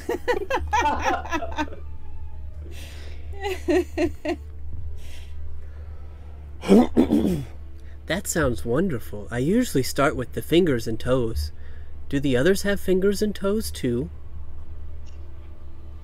Nope. One of them got like 4 horse feet and 2 hands. Ooh, horse's hooves. Those are kind of like pig hoofs. I can pickle those. Oh god. You see her licking her lips. Bink is just sweating even more. You just see him sweat. You just see him like take out a like his infinite water flask at this point and just start drinking a little bit because he sweats so much. Well, what's your favorite thing to eat?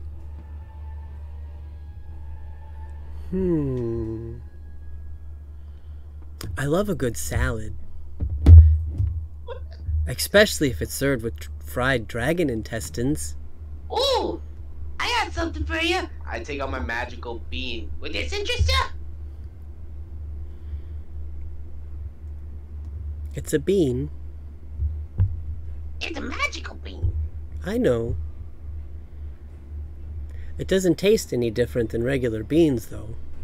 When you plant it under the right circumstances, the fruits are delicious. I take out an apple from my hometown to let them try it. I mean, I'll certainly take them. I'm not going to pay for them, though. No, I mean, just try it. Okay. And you see that the bean and the apple both float out of your hand and disappear. The apple was quite good. I'll plant the bean somewhere fun. Okay. I'm just gonna deduct one bean from my bag. I mean, good thing I filled it. I had like 25 beans in that thing. Good thing I didn't hand out like 10. That would be bad. That would be catastrophic. Would you like your treasure now? Well, we haven't answered your last question. Oh. You actually wanted to go for more and sacrifice the lives of your friends if you lost. We did. Do. You would just have to get him here. Well, that shouldn't be too hard. I can just turn the angels back on. Wait, you can control the angels? No, but I know how they work.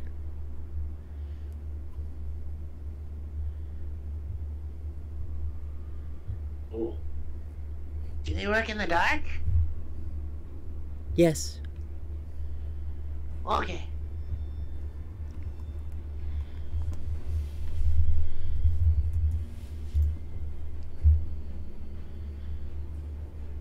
Well, what do you say, Bink? Yeah, let's do it. Why not? Okay, another riddle. If you fail, I eat all of you. And if you win, I give you an artifact? Yes. Okay. By the way, what's your name in case we ever want to come back and see you? Ginger. Not that it would happen. My name is Ginger. Not that you would need to know any of our names, but I'm Zanzadar. I know, and he's Bink. Ayun told me. Would I know Ayun from anywhere? Yeah, you're acquainted with quite a few of the deities. That would be the god of knowledge. The general deity of sphinxes. Okay.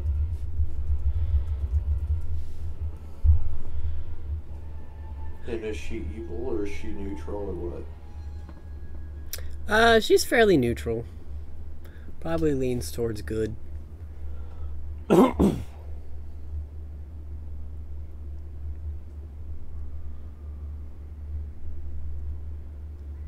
Okay, are you ready? We'll do our best. Wonderful. I make a loud sound when I'm changing. When I do change, I get bigger, but I weigh less. What am I? Make a loud sound when I'm changing. When I do change, I get bigger. Wait, I'm sorry. What was Yeah, I'll read it again. I make a loud sound when I'm changing. When I do change, I get bigger, but weigh less. What am I? Yeah, you got me at that. I have no idea.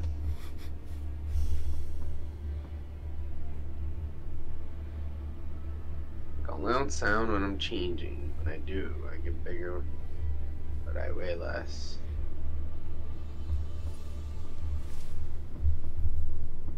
I make a loud sound.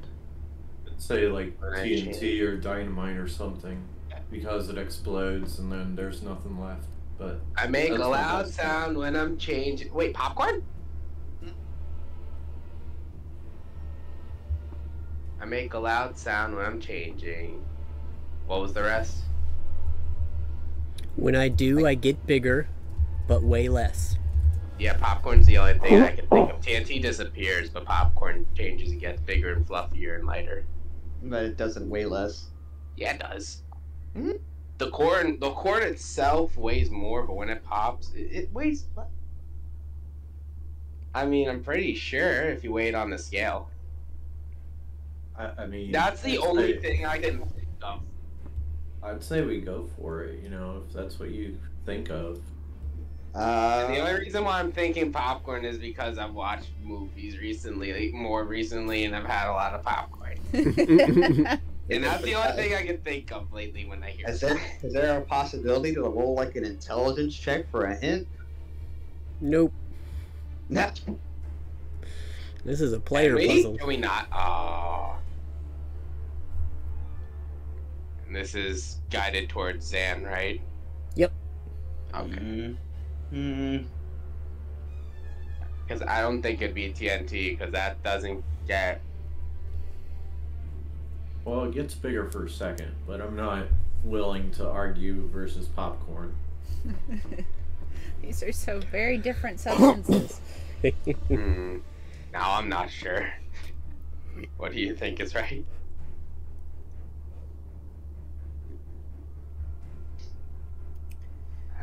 We got TNT or popcorn. I don't know what else we could pop in. Would I get bigger? I'm sorry, can you repeat the full sentence one more time? I'm really sorry. Sure. I make a loud sound when I'm changing. When I do change, I get bigger, but way less. What am I? Yeah, popcorn's the only thing I can think of.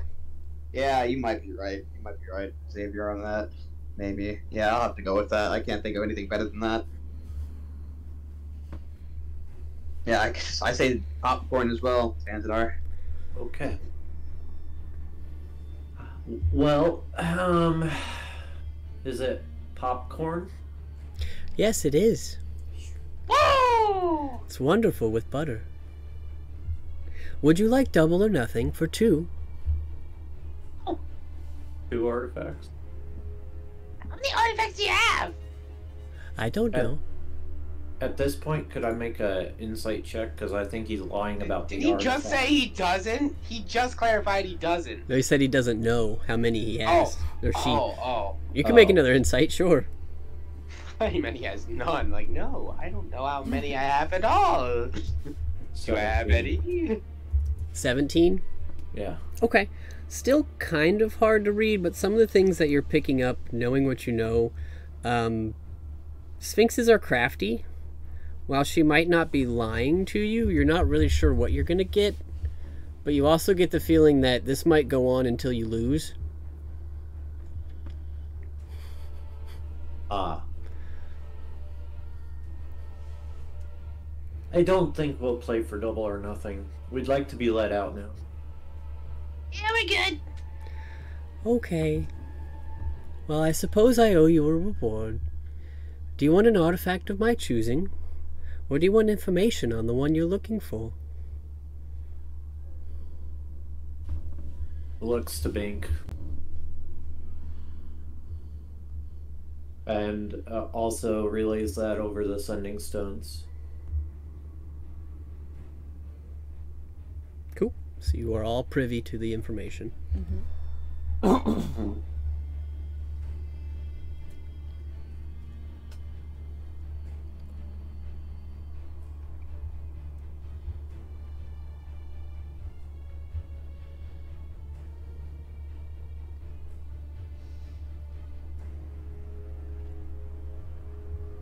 Personally, I'd like a separate, like a NAR item.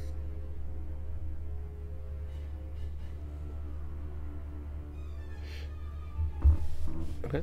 I don't have a strong opinion one way or the other.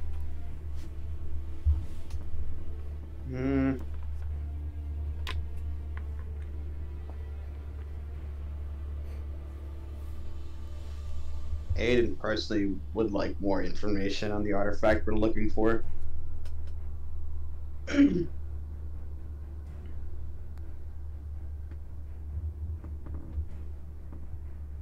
Alrighty, Bink.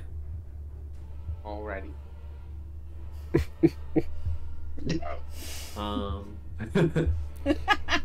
We'll take the information. Okay. You're looking Okay. for the artifact in the Temple of the Dragon Gods. It's one of 3, powered by a 4th. Once you have all 3, you can create a weapon. It was a weapon that Bahamut created. He was going to use it to kill his son, but he refrained. I fear he didn't have it in him.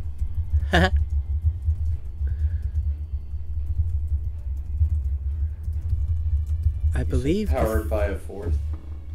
Yes. You see, like, she's kind of like looking into the distance, like trying to recall information, or maybe receiving information from a different entity.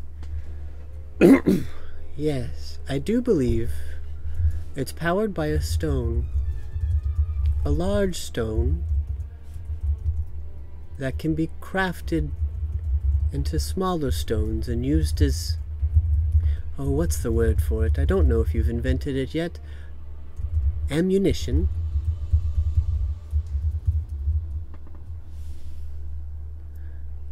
Each of these smaller stones, when used in this way, can rewrite a creature, can rewrite the very essence of a being. In fact, with enough of them, you could remake a god.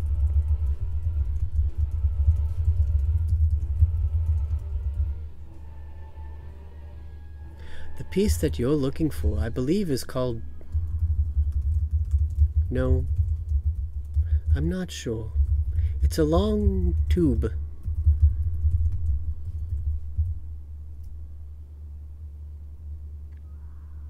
It's the 3rd piece. The first piece is a triangle of wood. The second, I believe, is a square with a lever. The third, which you're looking for, is a metal tube.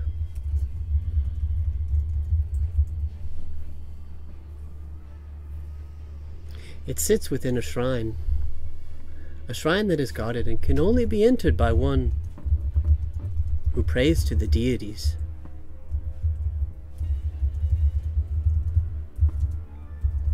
I'm afraid that's all I have access to.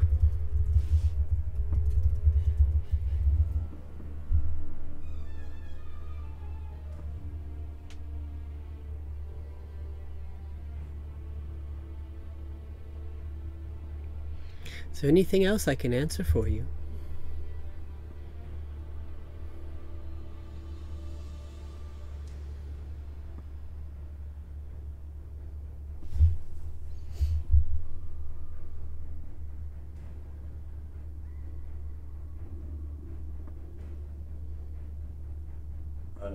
Anyone else?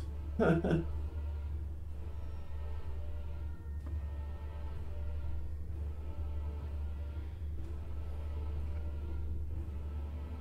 don't have any questions. That opened quite a few answers. Quite a few other questions, but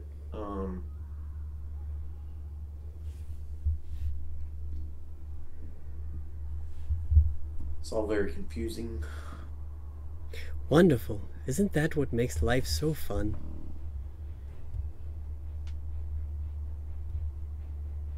Fun or irritating? Well, if you ever get tired of it, you can come back here and I'll eat you. Oh my god. And what would happen if we captured, say, a dragon and brought it back here? Would you eat it? Absolutely. Would we get anything for our troubles? No. Okay. Maybe some riddles and some more treasure.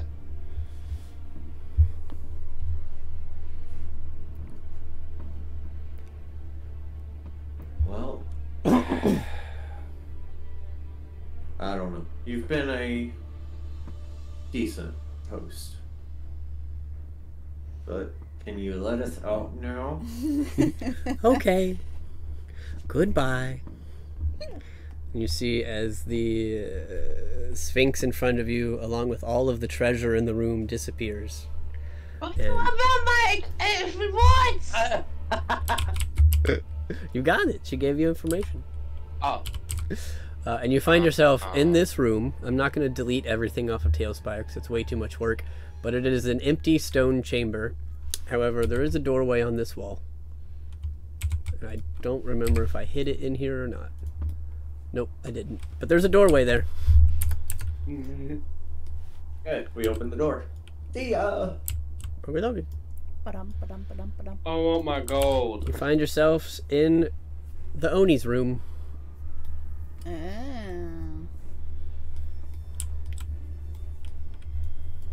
And we'll jump back to you guys stepping out here.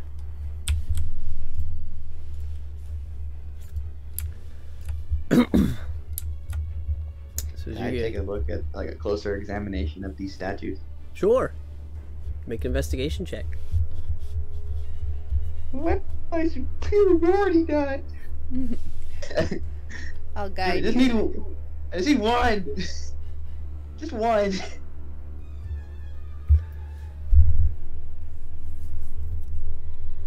You know what? I need to stop complaining. All right, that's a natural 20. Hey, there you go. I was gonna say Lalia will punch Aiden and we'll have a little mini little mini Oh my combat.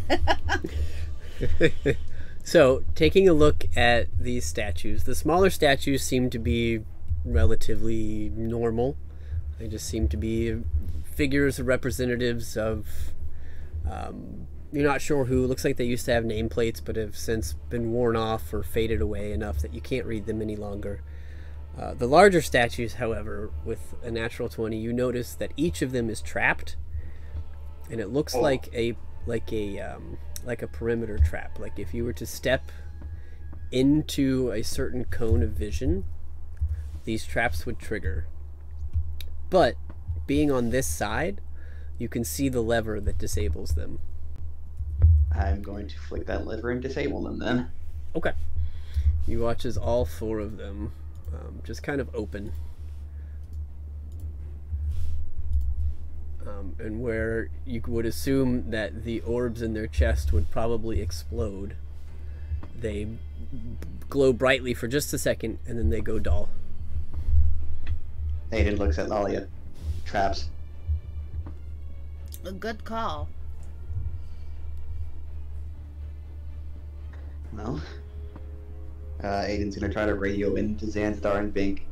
Are you two still stuck with whatever the fuck you were doing riddles with? No, thankfully we're out now. We're in the Oni room. Yeah, real good. We just made it out of the angel room.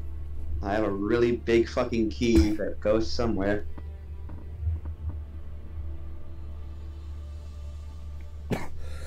You tried checking if it's the key to your heart? No. You sense massive irritation through the vibes of this. You son of a bitch. Anyways, we'll try to make our way around to you.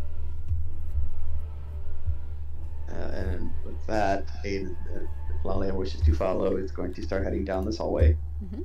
Being on the lookout for more traps, seeing as how there was already one set of them here. Okay. You make it to here and see 4 more statues. I'm gonna look for a lever. Okay. Make a new investigation check.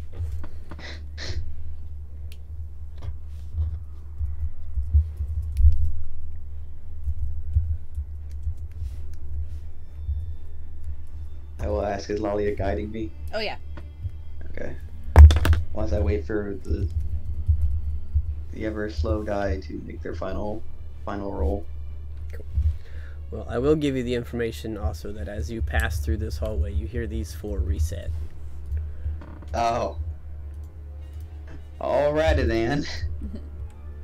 Temporary disarming is the best kind indeed. And with guidance. Ow. Come on.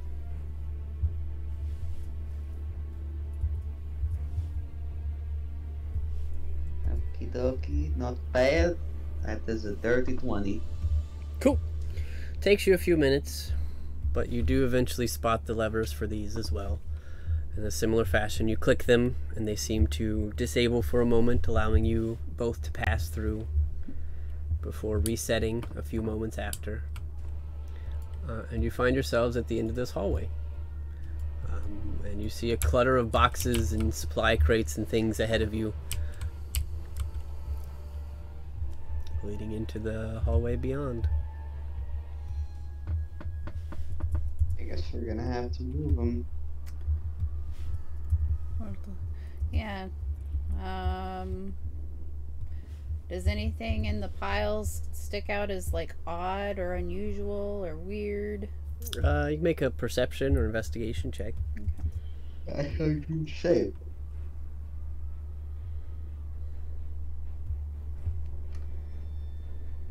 22.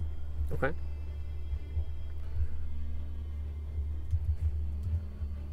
Sorry. You're fine. Take us out. It's not your fault beyond stink sometimes. Okay, almost there. Alright. 26. Yeah, so looking through, this seems to be more supplies. You're kind of accustomed to the supplies that creatures and beings of this nature utilize. You see that there's plenty of ales and foods that don't seem to be well kept or well stored, a bunch of raw meats and things of that nature. There is something that does strike you as odd. There is a box that seems to be set aside full of cooked foods and fresh foods that seems very intentionally placed aside, placed in a separate area, maybe for somebody or something specific.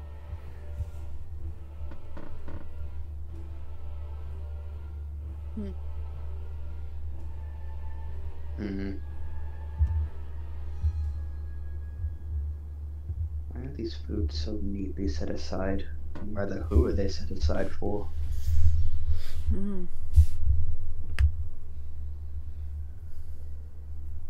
Definitely seems suspicious. Well, we can't do much about it for now. Let's get past these boxes and barrels. Alright. So you guys climbing over them, or are you just going to kind of reorganize so you can make a path, or are you just going to bust them up? Which one probably would be the quietest? Probably making a path. Yeah. Yeah. So Okay. we'll do that. So you guys set to work on that. That's going to take you a little while. There's more boxes than what are pictured on Tales Fire. So while you guys are working, I'll jump back over to you two in the Oni chamber. Do you think you're able to pinpoint where they would be going? No. No idea. No idea? No idea. I can attack one of them. We can follow my psychic glance. Yeah, you could do that, couldn't you? Yeah, but it hit them. Bink, hearing them talk about the bundle of supplies in the middle of the hallway, you do remember that. Think just like, and then he starts going off. I'll be following. Just go running off without saying anything to me. Smack you in the back of the head. Well, as he goes gallivanting, you guys pass this doorway, just pointing out places you haven't been yet so you don't forget. You head down this hallway, up this hallway. Easily enough with Bink leading. You wait for this ogre to begin heading back this way.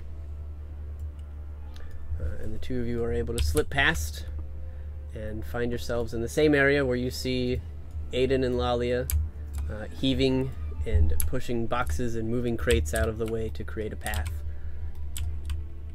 Hi guys. Oh, there you are. Oh! Are you sure you wanted to move all this stuff? We're just trying to be quiet. We don't want to move at all. Some of us have big hind quarters. It's not so easy to stab around barrels. Here, I got you. Also, some of us can't fly. Should I fly up and over and pick them up, or is it stacked all the way to the ceiling? I would say that they were probably pulling down the high stuff first. So there'd probably be enough room to fly over and maybe squeeze back with one. But you're going to have to make some strength checks. Because they're definitely the bulkier of the group. Oh, bulkier, I see. Look, they've got plate mail on, and Lolly is half a horse. All right. I'll fly up and over the boxes. So I can pick you up, and I flex. Or I can just teleport you to the other side. Of course, that'll use up some of my spells for the day. Much does Xandar weigh? Or how much can he lift, sorry? Let me check that real quick.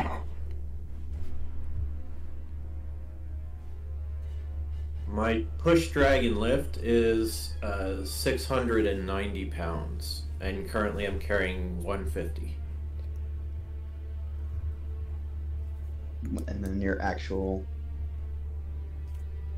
weight, I think, is included in that. I don't know if it is. Like your own body weight. No, it's not included in any of those numbers, and it doesn't need to be. Okay, I figured. So Aiden weighs with his current equipment and then body weight.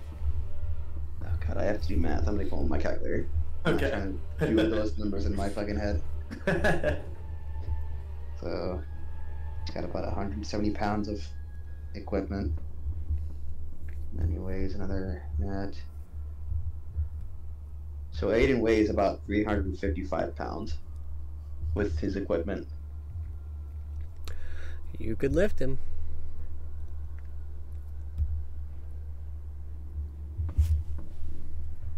It's just gonna be a little bit cumbersome because you're gonna have plate mail all over the place and a shield in your face. Well, let's try it. Oh god, if he drops me. Okay. As you pick him up and begin to soar across, I'm not going to make you make an athletics check to carry him because he's within your carrying capacity. Just make a dexterity check I'll guide you. to make sure you're not bumping other boxes and things off because it is a tight fit. 20? Okay. And you get the guidance too. Oh.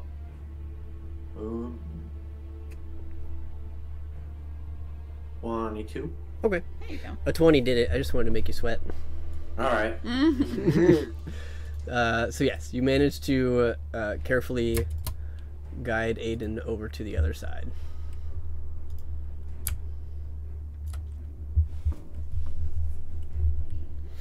Are you going back for Lalia? Let me check something real quick.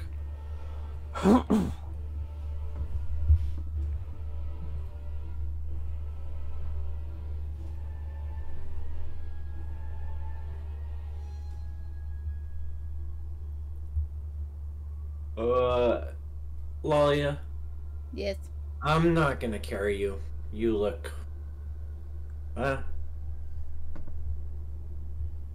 Never mind. And I'll just cast Vortex Warp on her to bring her over.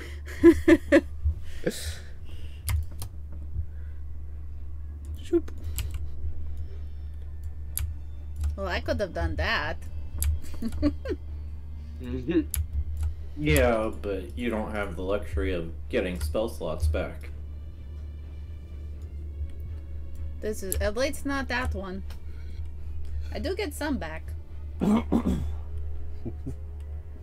RT is helping with that. Anywho. Now that you guys have all successfully reconvened after your own little trials and tribulations, managed to get yourselves over without making a whole lot of noise, and are presumably unseen and still stealthed in the area that you're in, I think we're going to take a pee break. Okay. Alrighty. So we'll be right back.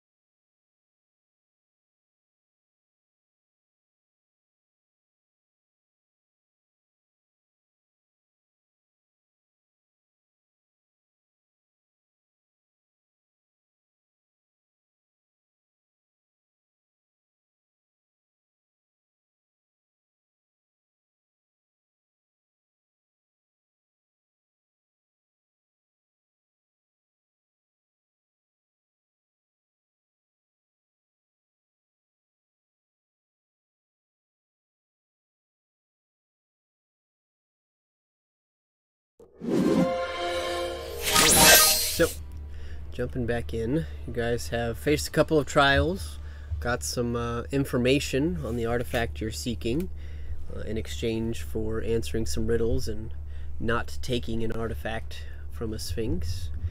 You figured out a little bit of the puzzle to the key room and what was going on in there, and managed to grab yourself a giant radiant blue key. I'm not sure what it does or a whole lot about it at the moment, but you have now managed to meet back up in this hallway where some interesting storage was being made, and you guys are together again.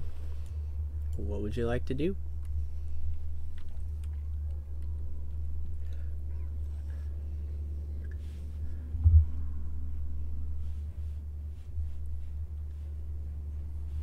We only found the key. We didn't actually find the artifact yet, so we have to push on.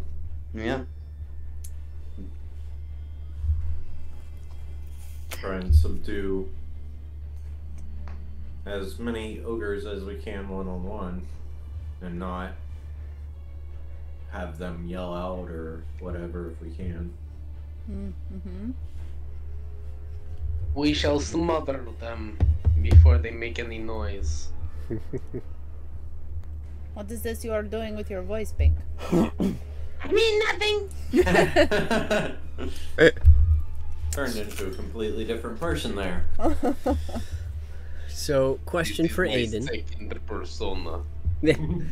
Uh, His name is Ralph. Okay. so, question for Aiden. What are you doing with the key? Examining it right now to see how he's trying to figure out how it reacts, because obviously this thing is hot. He doesn't know if we ever somehow get closer to where it needs to go, it reacts differently, or Okay. Its temperature does not seem to have changed. If you'd like to ascertain maybe something about it itself, you could make an Arcana check. But the biggest reason I ask is because it is taking up both of your hands right now. So you oh, might want to keep that in mind. can I? Would it be? Is it? Am I able to place it in a bag of holding for now? I don't know if it's too big to be able to fit in there. No, it's a foot and a half long, but like width wise, it's at the highest like 8 inches. So, Okay, so it would fit in a bag holding. absolutely. Okay, I will take time to examine it though. Can I actually call for help from the little platinum dragon? See if maybe it might ring some bells with it as well. You That's no are problem. certainly welcome to ask. Hey, little buddy, I need you to wake up now.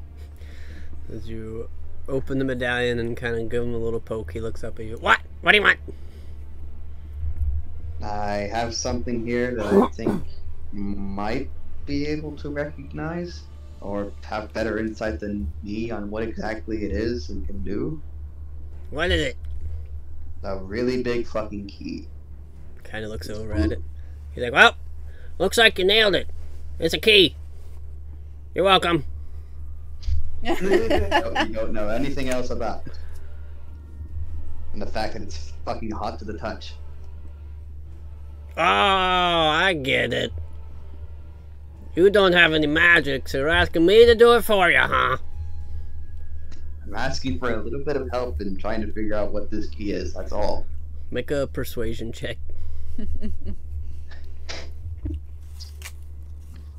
Where's my superiority die?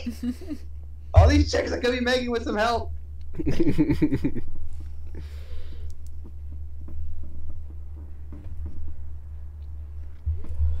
20 years to do it, dude.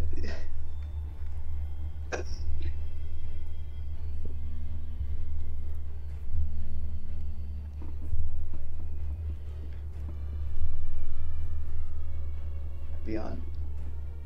Just once work with me. Just once. I got one to come through. Looks like he got a nat 1. Wait, what? And then a natural 20. What the fuck? Now I'm confused. That's alright. So as you are talking to this little baby dragon, he just kind of looks up at you and he's like, "Huh.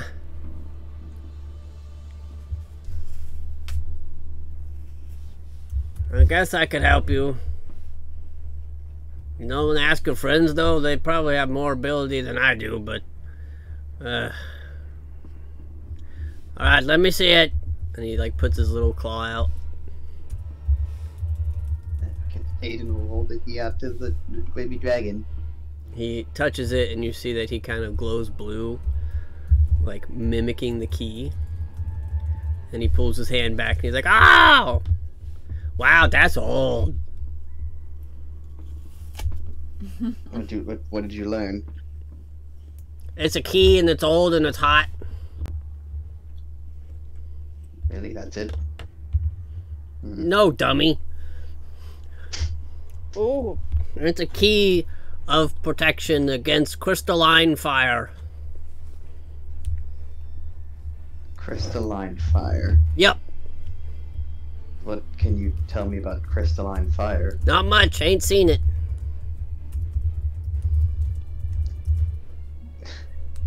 Okay, then I'll keep that in mind. Oh, also, it unlocks something. No shit. Just kind of stares at you like, "You asked." I figured you didn't know if you were asking. I meant on the magical side, not on the fact that it's a... Never mind. Thank you for the help. You can go back to sleep now. Okie dokie. Little shit. Everything okay over there, Aiden? Yeah, fine. It's a key that protects me from magical crystalline fire. What is And that? unlocks... I don't know. I've never seen that before, even heard of it. Huh. But it's protection against something. And if this key's here, we might find crystalline fire here, wherever that may be. Aiden's gonna put that in his bag of holding for now. Okay. As you slide into the bag of holding, those of you that saw this blue aura, it shrinks and disappears with the key. Oh, your aura left. I figured that's from the key. Just making sure you know. I know you're Thank new you, to these Lalia. things, you know, so I'm kind of the expert on auras and stuff, so.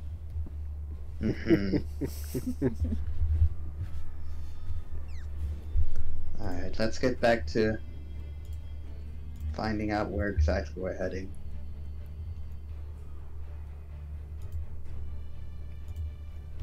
I mean, we're gonna start taking this hallway down here. Kachiga. Okay.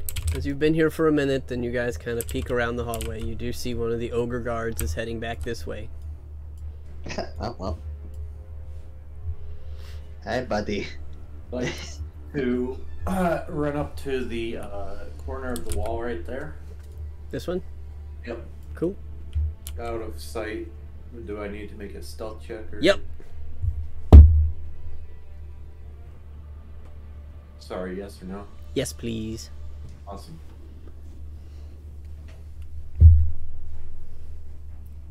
$17. Okay. He doesn't seem to notice you yet. Okay. When he steps past me, I'm holding my action for a trip attack. Okay. So he goes to step in. Is any of the rest of you doing anything? Watching Zan run up there real quick? Well...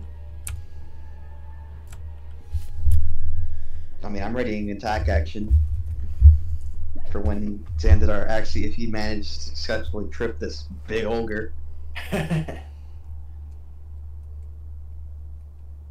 Okay. I'm going to hold a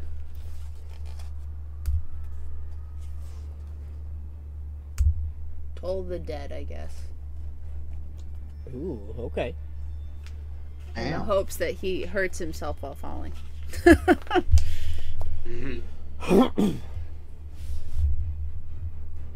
Okay. Aiden, are you getting closer so that you can attack? Because right now you'd be stabbing Lalia. No. Why are you standing? Why? What are you doing? Why are you slowly inching your dagger towards me? Okay. I mean, I guess I wouldn't hold my attack action because if I run out in the open, I would be seen. Well, that might actually help Xandar, because then the ogre will be focused on me. Yeah, we'll do that. Okay. So you're gonna dash in once Zanzibar makes an action. Like, I'm gonna dash in now, and sort of help. That's sort of me helping Zanzibar by distracting the ogre. Okay. So as you do that, Bink, are you holding anything, preparing anything for this?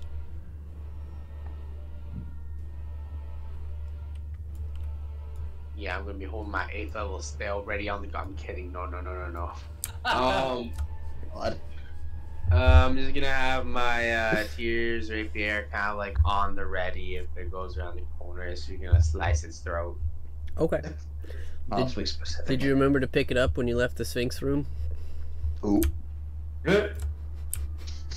Yes, of course I did. Okay. Why'd you think about it, Xavier? Why'd you think about it? Of course I did. I have no idea. Of course I would remember. Yeah, think about it. Why wouldn't he? Alright, so this ogre kind of steps through this hallway. Zan, you prepare a trip attack, and Aiden, seeing this plan, you run in and rush this gentleman to try and steal his attention for but a brief second. So Zan, go ahead and make a contested athletics check against the ogre, and I will give you advantage. Okay. Put that belt to use. 22. Hey, Wow. getting rid Killed of a that natural one. one. Yeah. And he got a 13. So he will fall prone. And the other held action here was Lalia with a Toll the Dead. Right. But Zan, go ahead and roll a d6 for me, because this guy's big. 6. Cool. So he takes 6 points of bludgeoning damage as he falls. Hey.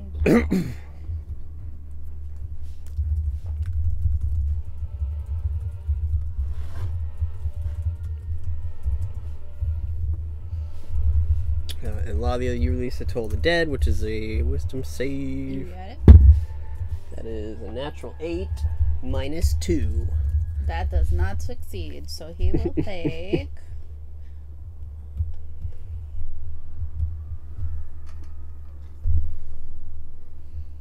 16.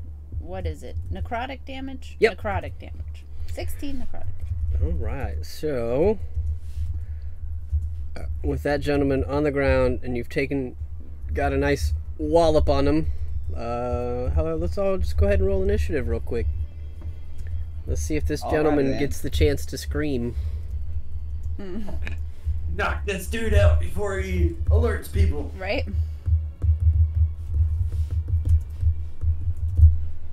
Oh, that's a good roll. Oh, nice, Aiden.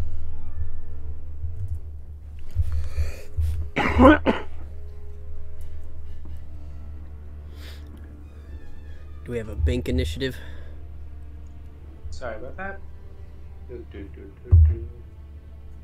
20, not natural. Alright. So we're going to have Aiden, followed by Bink, and then Lalia, and Zanzibar, and pulling up the rear with a 14 is the ogre. Wow. Oh wait, I lied. He got a 9. Okay. I added his strength modifier instead of adding his dex, and his dex is a -1, so... Okay. I was going to say, he must have rolled really, really well. But anyways, doesn't change the actual order. So that will bring us to Aiden first. You were up, buddy. Yeah. Shield and longsword. The thing is on the ground. I forget how you do called shots, Chris, if you do them. Is it increased AC? Yep. Okay. Yeah, I'm gonna try. So I'm gonna make 3 called shots. They are all going to be at the ogre's neck. What he's trying to do is damage the vocal cords, or just induce blood loss quickly. Okay, so that's going to be pretty difficult. He's got quite a bit of girth around his neck, and he fell on his face. So I'm going to say this is going to increase the AC by +5, so essentially full cover from you. Not that you know what his AC is yet, but just so you're aware. It'll be a +5 to hit specifically that. Otherwise, you just do a regular hit. Okay. That's fine. So with advantage...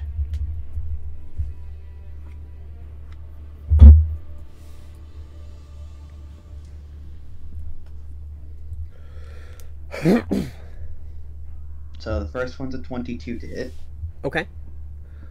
That will clear the threshold. Second one. Sorry, if you were about to say something. Nope.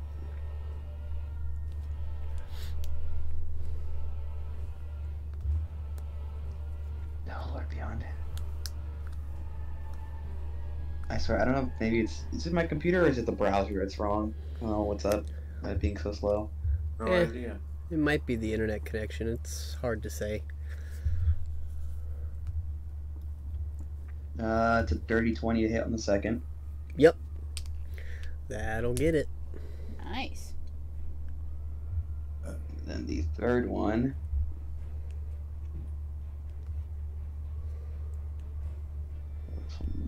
Probably will clear it. Oh, 2 18s, so a 31 to hit. Woo! You got it. Okay, doggy. So 3d8 plus 24. Just gonna add all the damage up together.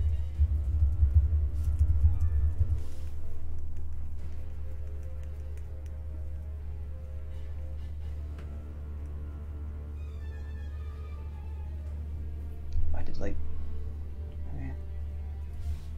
It's being really fucking weird now.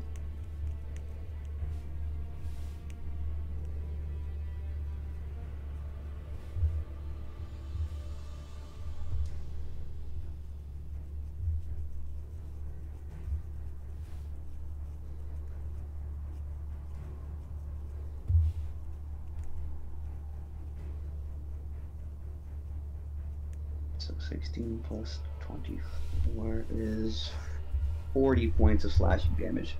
Alright. So you take 3 very precise strikes at this ogre on the ground, and if you'd like to describe how you cut his vocal cords while he's laying on his face. Oh, is that actually a success? Yes. In doing that? Absolutely. Okay. Nice. With the first 2 attacks, as Aiden swings down in the sort of regular vertical arc, sort of trying to open up the flesh on the back of this ogre's neck. With the third attack, rather than what you would normally expect of a longsword, which is more so designed for slashing rather than piercing, he sort of digs it into this ogre's neck now that the actual flesh has sort of been divided, and just shreds this guy's vocal cords. He just rakes it across. Alright. You got it. Brody. You just hear this awful, bloody, gurgling sound as he's still alive, but he's having a hard time saying anything. I love it. Alright, bonus action? Actually... I don't think I can do anything with it, actually. I want to save that superiority die that I've now gotten back. That'll be my turn. Okay. That'll bring us to Bink. So you see as the ogre falls to the ground and Aiden cuts through his neck. It's still wriggling and moving. What would you like to do? I'm gonna go with my swords. Okay. Your rapier, your Tyr's rapier, or your own sword? Oh, my own and Tyr's. Okay. So 5, 10, 15, 20, 25, 30. Yeah, you can get in range.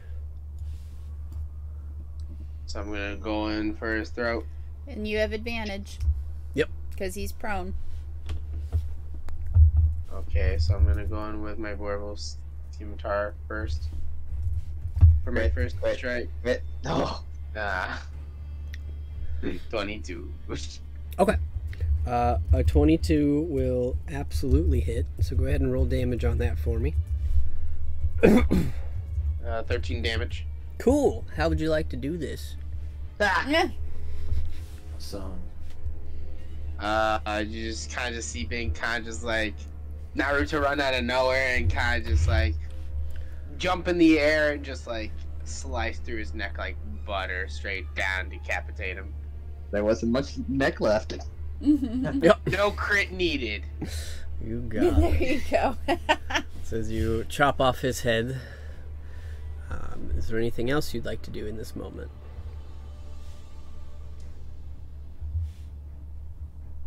I'm just gonna jab him, just poke him again. Okay.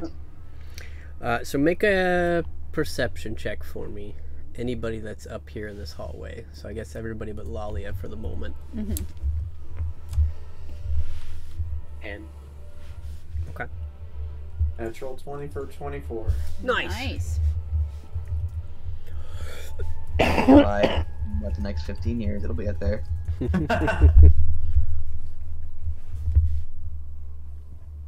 Not great. 12. Hey, okay.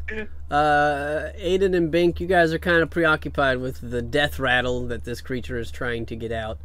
But Zan, you do catch, and you kind of... I'd say your character would kind of assume this. You hear footsteps. Dum. Dum. And you Everybody know... back. We got like Dum. 5 seconds till he rounds the corner. Yeah, you know that you are still in the path, and that's Guys, attack him! that you have the dead body of an ogre in the middle of a hallway right now. But that'll bring us to Lalia's turn. Zan Sweet. said over the excuse me, sending stones that there was someone else coming. Should we sneak attack him? Give her a second. She had the cough. Oh, okay. My bad.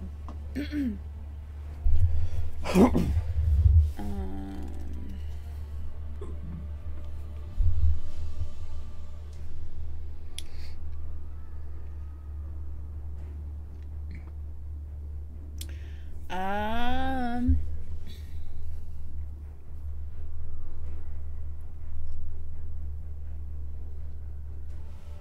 I don't know.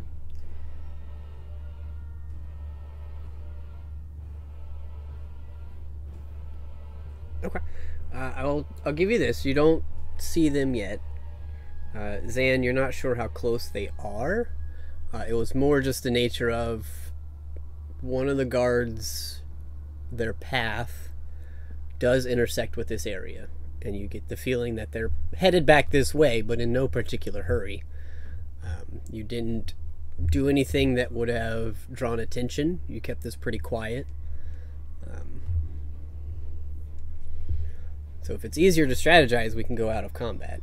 If you're planning on trying to hide or dispose of this body, or if you would prefer to just take the offensive at this point, we can stay in initiative. Yeah, that's kind of hard because I don't know. I was waiting on what Lalia was going to do with her turn. Sure. And you can converse above table. Yeah, what do you guys want to do? I mean, I'm not sure how we would dispose of this giant ogre's body because even though we have a bag of devouring, this thing's too big for that. Yeah. Yeah, and it'd be a pain in the ass to Try and flag this thing. Yeah. I did, because we were talking about it, double check Lalia's carrying capacity, and it is 1,200 pounds Holy crap. because she is part horse. Wow. So, like, she can step forward and start dragging this thing at least out of the regular walkway. Yeah, you'd certainly have the strength to pull it. So, yeah. Aiden would provide help to try to expedite that. Mm-hmm. Okay. Just move it into the corner. Okay. So you're gonna drag it out of sight for the moment, as best you can. Mm-hmm. Okay.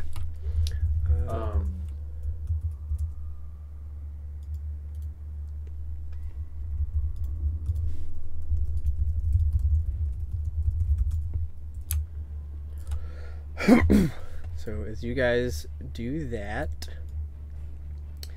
you do hear the footsteps start to get a little bit closer. I'm assuming, Bink, are you helping and maybe stepping back?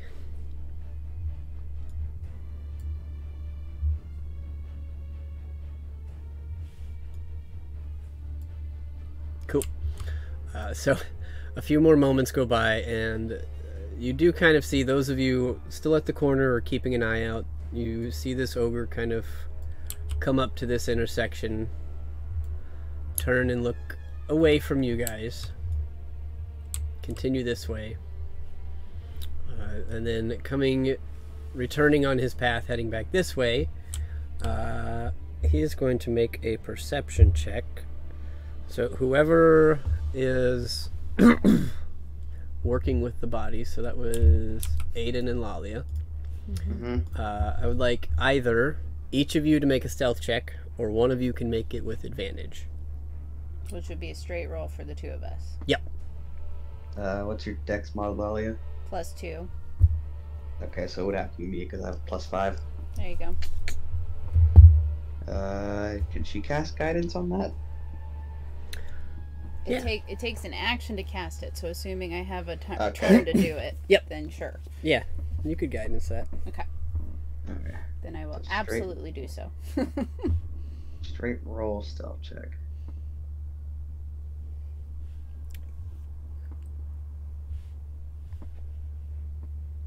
Okay, really good. And then guidance.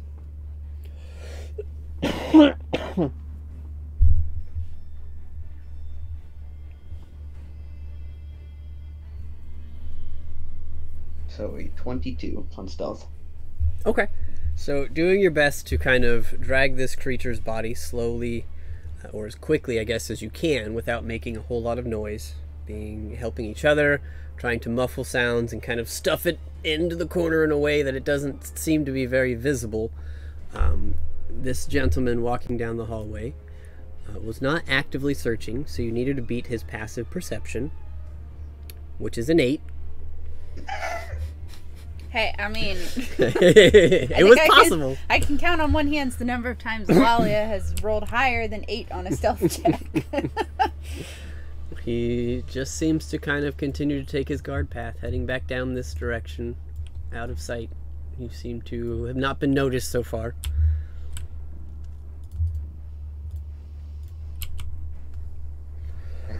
Let's make our way down that hallway now that it's open for the moment. This way? Yep. Okay. Are you doing so stealthily, or are you all just walking? I'm going to be flying, but I am stealthy. Okay. Try to be stealthy. Yeah. Keyword try. Okay.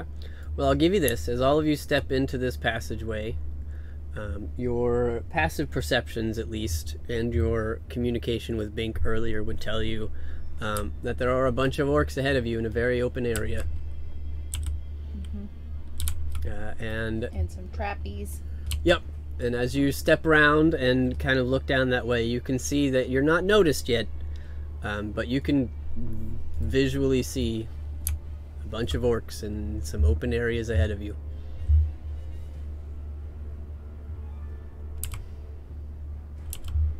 What do we do? That is the question. Them. Kill him?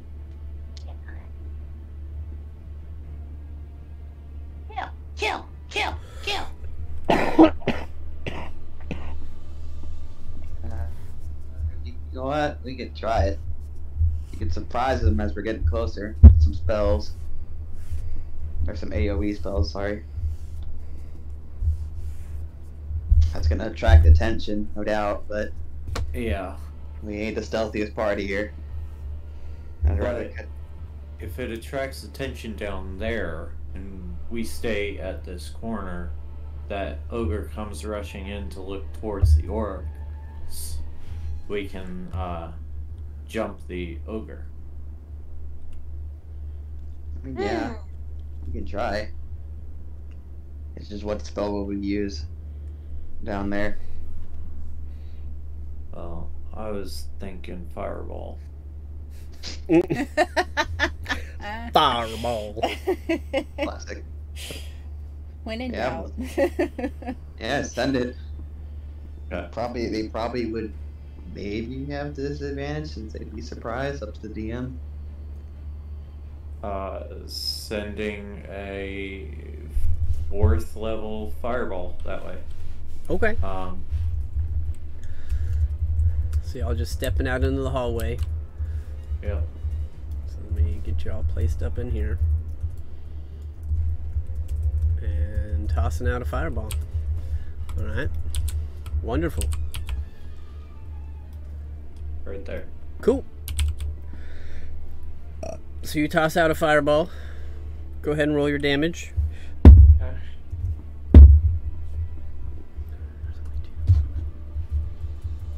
Find these gentlemen. 33 fire damage. Alright. And I'll remove that as soon as you want me to.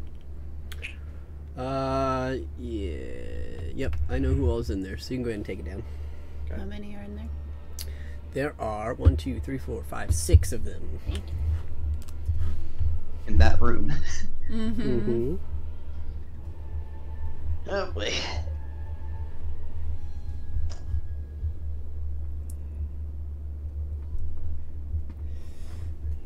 Give me just a moment here, guys. I'm writing these down. You're good.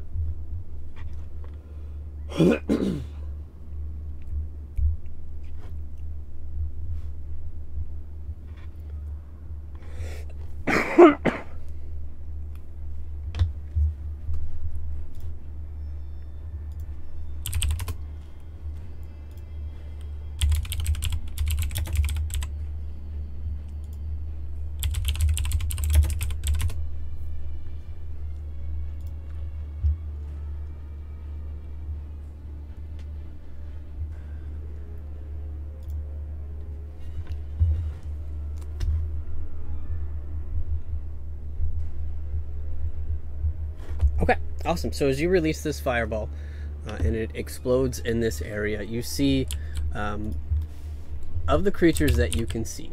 So this gentleman, this lady, and this mage.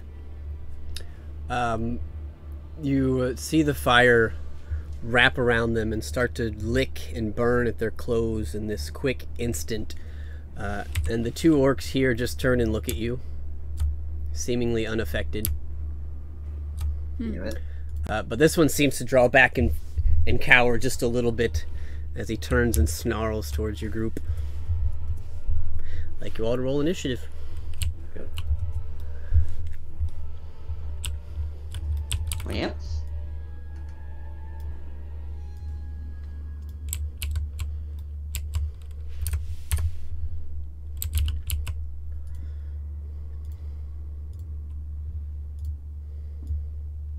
Use fire.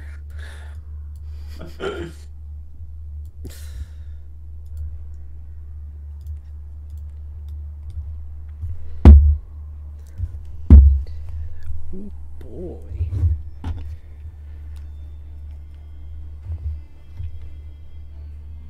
Is one of the other party members standing right next to me? Yeah, you were all together. Could I point at one of the other ones? What? Make a deception check. It wasn't me, it was him. Sure.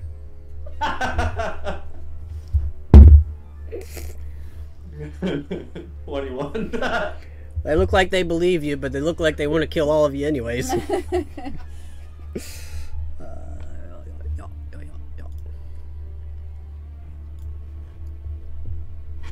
All right. So, looks like we're gonna have. Ooh, Bink, what's your dex? My dex is 19. All right, so we're gonna have Bink, then a creature, then it looks like Zan with an 18, Aiden with a 15, another set of creatures with a 10. And Lalia with a 4. Yep. Oof. I think that's everybody. Cool. So, top of initiative. Bink, what would you like to do? Alrighty.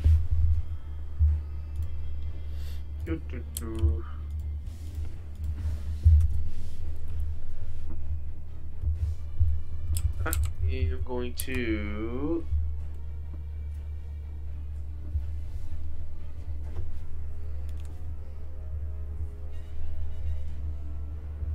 Then where's the nearest enemy right now? That you can see, they're up here in this room. Okay. So from where Bink is at the moment, it's like 80 feet.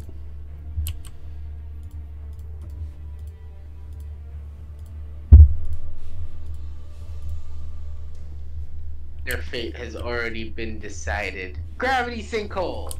Oh god. Okay. What's the range on that? That is 120 feet away from me. Okay, I meant the, sorry, radius. Oh, 20 feet. 20 foot radius. Okay, where would you like to center it? In the center of the room. As centery as possible. In between the, so like in the center of like all of them. So yeah, like that kind of. Probably be Maybe a about little as more to the right. best as you can see. I think you'll get everybody. Oh wow, that can get everyone. Oh my god. It's Yeah. almost exactly the fireball Wow. spot. Yeah, because the fireball can hit everybody, so this can hit everybody in the room. And what save is that? It's a constitution of 17 or more. Okay. And this is gonna be a 4th level spell. Okay.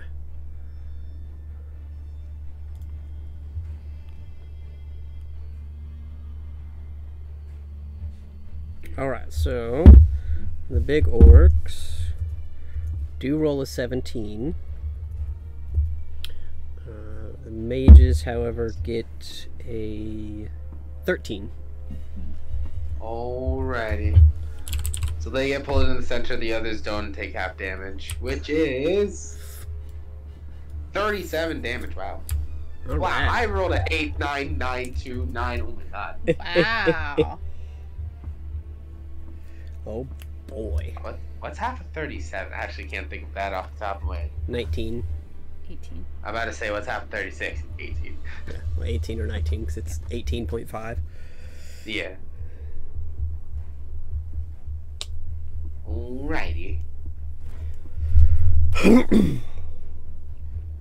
Alright, so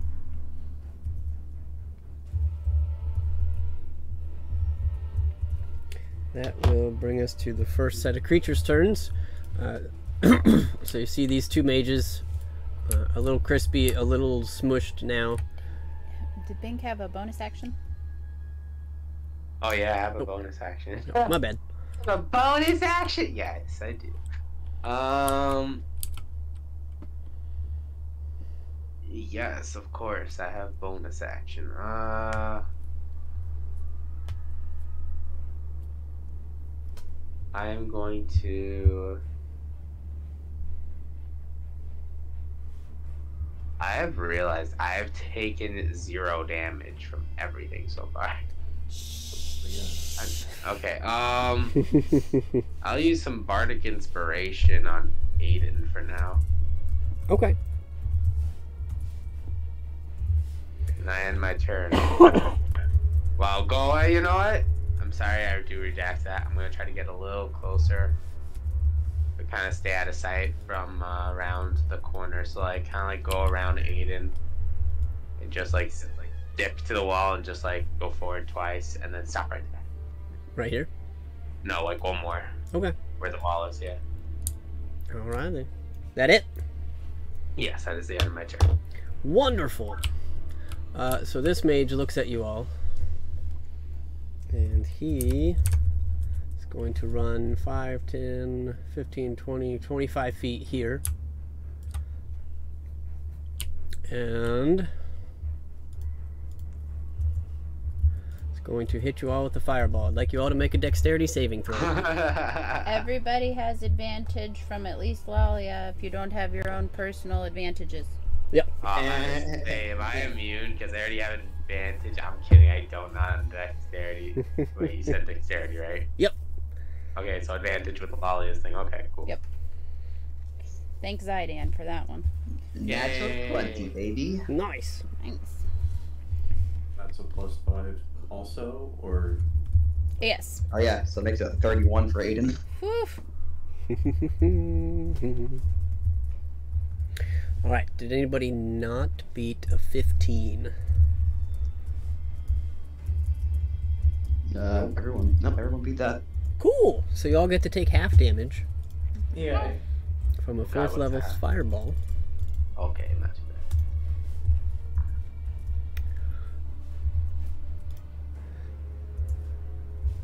Well, so you'll take half of 35, so you'll take 18 points of fire damage. Or 17. Rounded down. Is that I did 34, so it's 17. Yeah. quartered for me? Yes, because you 17, saved yeah, and you okay. have resistance. Yep. So 8. Alright. 8. Yep. 8. Yep. Okay.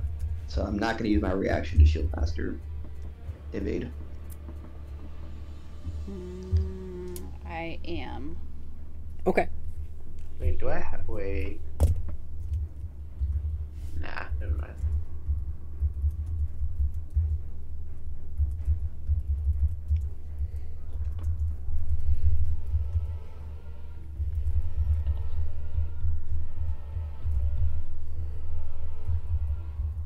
Okay. Anybody else? No, I'm good. Okay. So then, yep, 17. So then this gentleman is going to mimic.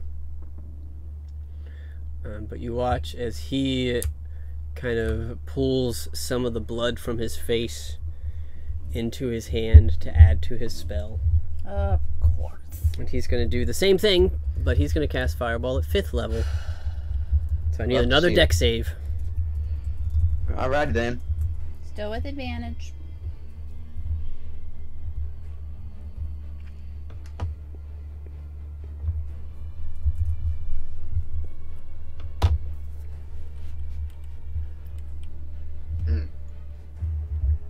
Yeah, no, I'm gonna indomitable that one.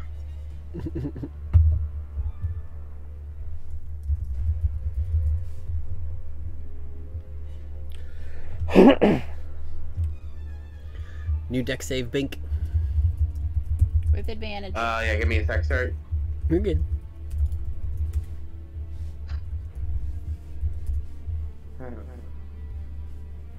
Wow, There we okay. That is not even a that's not a 1.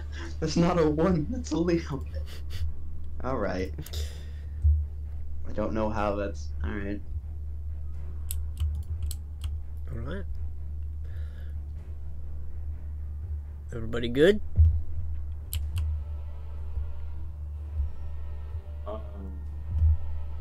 Yeah. Are we good? Alright. Well, I think the only person that didn't make the save this time was Aiden.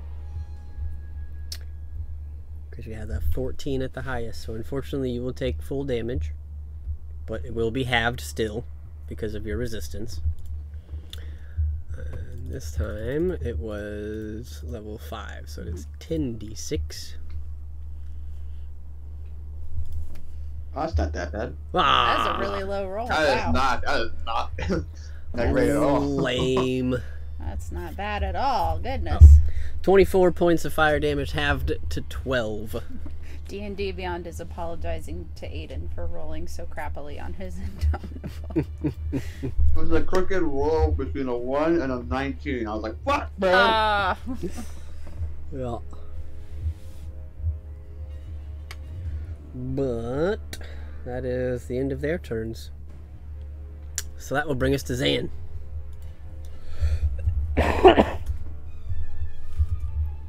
And I take it you're still flying. Yeah.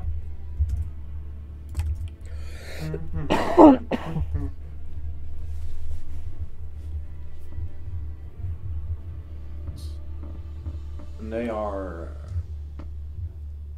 looks like 80 feet away from us or something like that. Depends on who you're looking at now. Myself. The mages And are the mages. yeah, the mages are 50. Everybody Oh. else would be about 75 to 80. Okay. Well, I'm aiming for the mages anyway. Okay. So,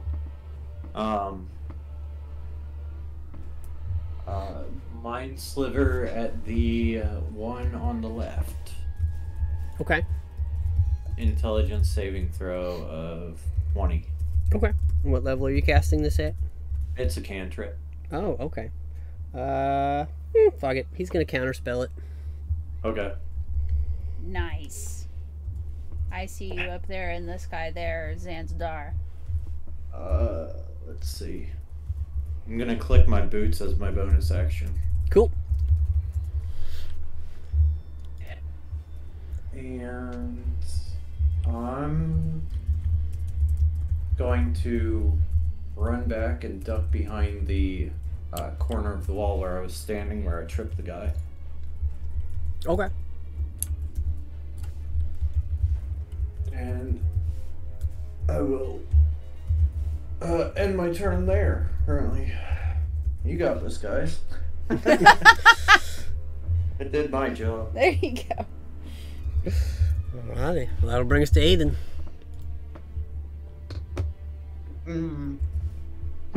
Out.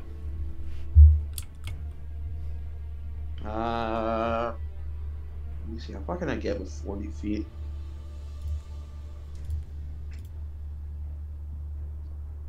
About this line. If I wanted to do that towards that corner wall ahead, the further one between the two, right at the 40 line mark, Right here, you mean? on the other side of that. This one. You had it like to the right, yeah, there. Yeah, you could get there. Alright, 10, 15, 20, 25, 30, 35. Mm-hmm. So I can have some cover there, and I'll hold the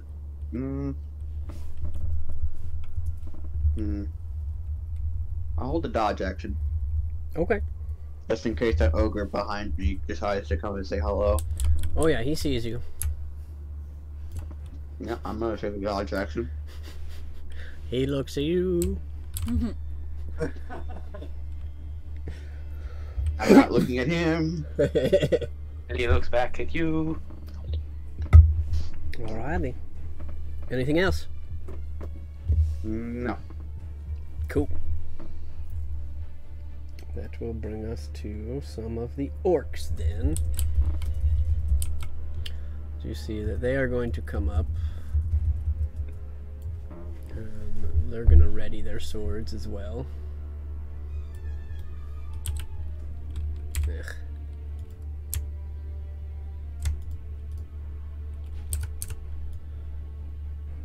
Are you serious? We can't have nice things.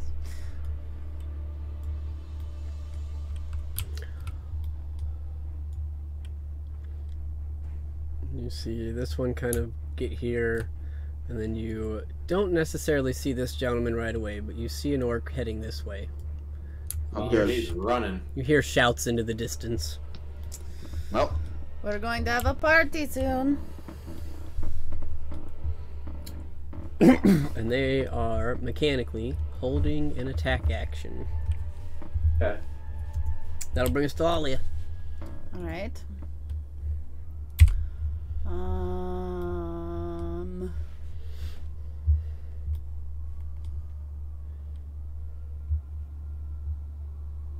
I will remember the spellcasty ones explode, and I will attempt to shoot some Eldritch Blasts their way. Okay. Does it seem to go through? Yep. Okay, I'm aiming for... I'll aim for one of the two mages. I don't care which. But. Okay. They're both about the same right now, Yep. so... So all three of these are going for him. Are you within 60 feet of the other one? You're just outside. Oh, I nice. say he probably can't counterspell that. Okay. Cool. So all three of this guy? Yeah. Why did I roll damage first? That's my bad. I have forgotten how this game works. 15? Keeping it? Yeah. I mean, yeah. That'll hit. 18 and another 15. Excuse me. You got it. So the first was 9, the second is 8, so 17, and the third is 14. So 17 plus 14, 31 All right. points of force damage. He's looking pretty rough. And then with my bonus action,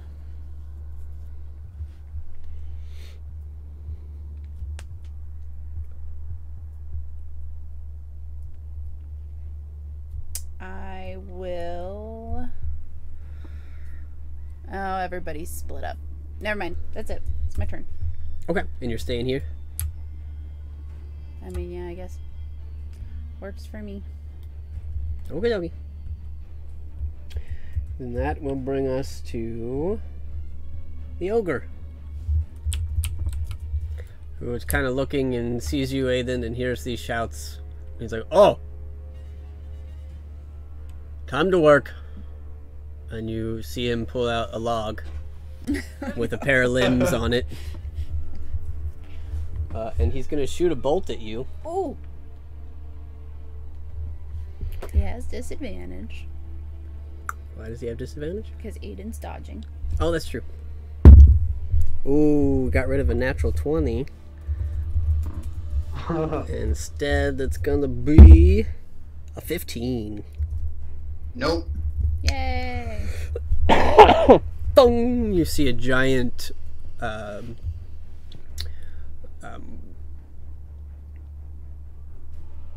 what's the word I'm looking for? Javelin-sized crossbow bolt implant itself in the wall beside you. You know, you're real shitty at shooting. It's Oh, okay. God. I try again. And he gets a little closer. He does not have multi-attack, so that is it for his turn. Takes us back up to the top with Bink.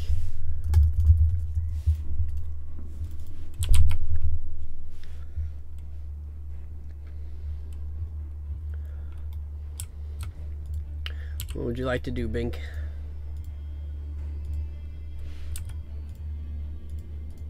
Synaptic static. Okay.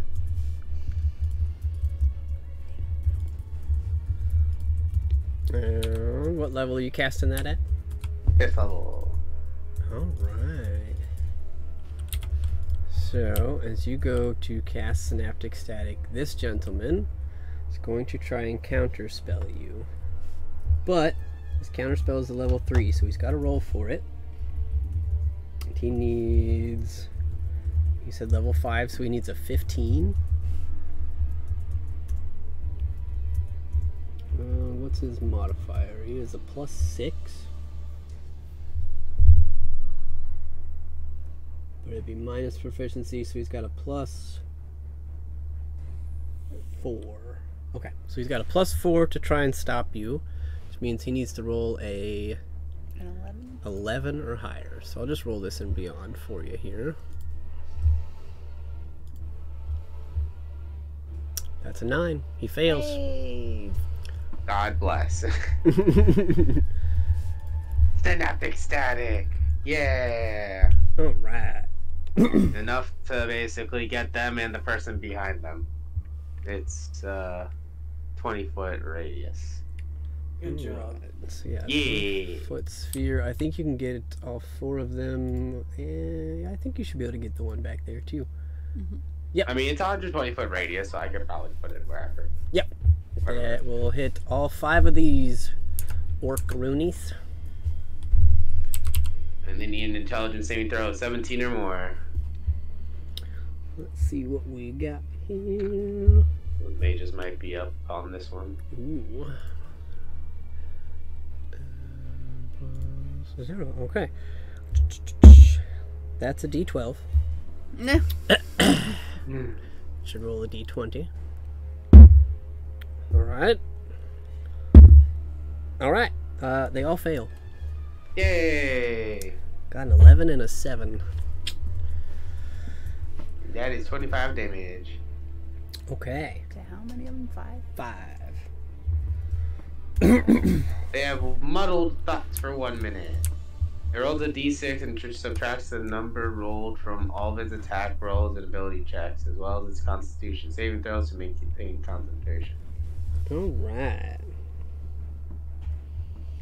Okay, so as that happens, you watch as this mage begins to hold its head, and then you see as its body begins to bubble and contort, and it explodes in necrotic energy. Nice. Oh my god. Alright. Dealing 4d8 necrotic damage to the gentleman beside him. There we go. 5, 10, 15. 15 points of necrotic damage to numero uno. Sick. As he just kind of looks beside him and like tries to wipe it off, like, ugh, fucking mages.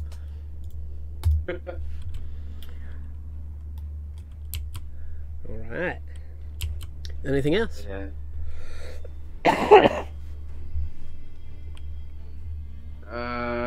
I'm going to. I'm gonna run up a little further, kind of where Aiden is, but like not where he is. I'm gonna go like diagonal left, 4. So like this, you mean? 3, yeah. Okay. You got it. And I'm gonna use my Tears Rapier and throw it to the nearest non-magical guy. Actually, you know what? To the magical guy, and I'm gonna attack him with it. Okay. There you go. Nice.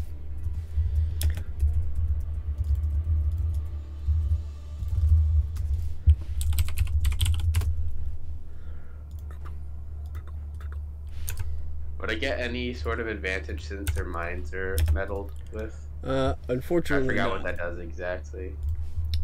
I don't think it gives you any sort of advantage on attacks. I think it's like they have to subtract from saving throws. Yeah, they subtract from things that they roll. Got it. Okay. Yeah.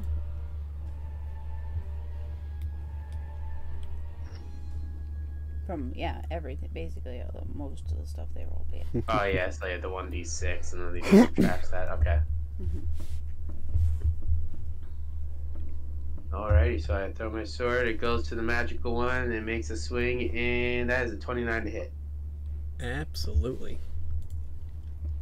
And it goes for his nape. Kind of slice from behind, and Cool. It hits with a 13 damage. You got it. Nice. He's also looking pretty rough.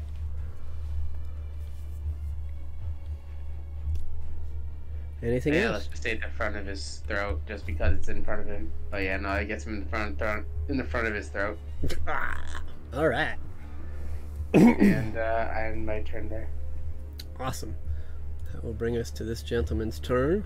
And you watch as he jumps over to this square, kind of through your rapier, almost pulling it with him, lands on his knee, and gets up and just comes right here. Yep. And casts Fireball. Yeah. On him, like a bomb? Oh. Yep. Nice. So I need, Oh my god! I need Bink and Aiden to make dexterity saving throws. Yeah, oh my god. Do I get advantage on this, or is that not in effect anymore? Darcy's You're current. too far from Lalia. Yeah, you're too Oh far yeah, away. that's true. Yeah, I don't I saw think it. I get a 28! if he puts it on himself, yeah. So yeah, he's just He's gonna go. like, Bomb time. I got a 28 though, so I should be good. All right. Aiden got a 24. Nice. All right. And he was bonus actioning to upcast this, so it'll be a 4th level again. So that is 9. I believe you both saved, so you'll take half. Half of 30, so 15, and then Aiden, because of your resistance, you'll take 7. Right. What's the resistance from? Like, you have the ring of warmth? No, it's because I have Frostbrand, which gives me resistance to fire damage. Oh, that's nice. As long as I'm still attuned to the weapon, which I am. Nice. You got it. But yes, Bink, you'll take 15 points of fire damage, and then this gentleman is also going to uh-oh himself. And you see as this fireball goes off from inside him, hitting you with this fire energy, you also get splashed with some necrotic ooze. And Bink will take... Just hear being like,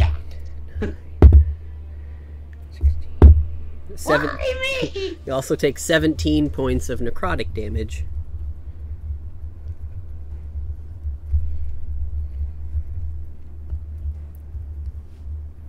this is what everything's led up to. Me not getting hit until this point. Right. You doing okay?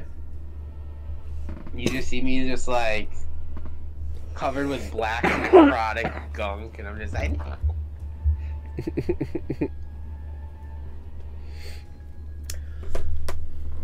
But that brings us to the end of the mage's turns for now, so that'll give us to Zayn. Okay. I believe I'm out of sight around the corner, correct? As best you can tell. Don't look Just like to be King sure, I'll Grizzly. take another 5-foot step backwards. Yeah. Okay. And we'll use my action to cast haste Okay. on myself.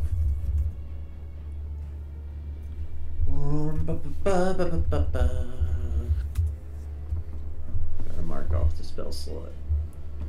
There we go. The guy who was shouting, who actually ran away from the battle, how far is he? You can't see him from here, Oh, okay. but the last will- time you saw him, he would have been at least 115, probably more since he was just running. Okay. So, I'm going to fly out from the corner, Mm-hmm. and I'm going to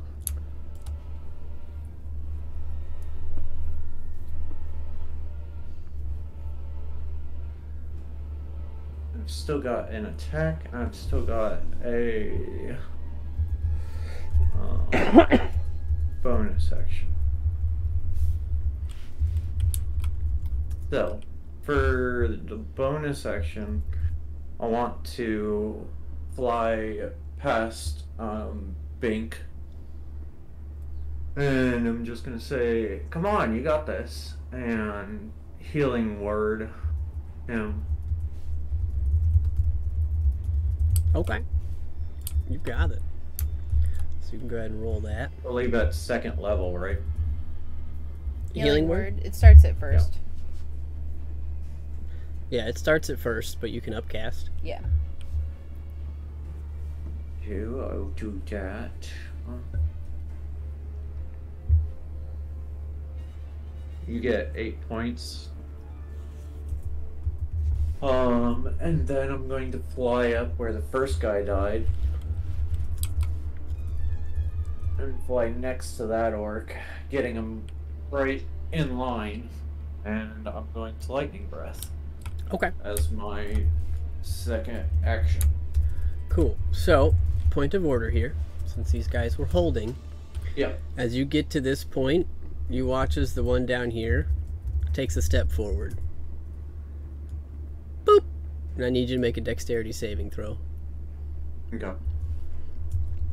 As Bink knows what happened, you can gather pretty quickly 24. that she just activated the trap. Ah. You do manage to avoid it, as you see a small dart whiz in front of your face. But then you manage to avoid the trap there. She kind of curses at you. And as you get next to this gentleman, he's going to take his attack. Yeah. As you are now Now- within range. For my boot's sake, does that go at disadvantage? What do your boots do? Any creature that makes an attack of opportunity against you has disadvantage on the roll. Unfortunately not. This is not an opportunity attack. This is a held action. Okay. So yeah, it's not a reaction that he's using. It's a full action. Yeah, that's just confusing. Yeah.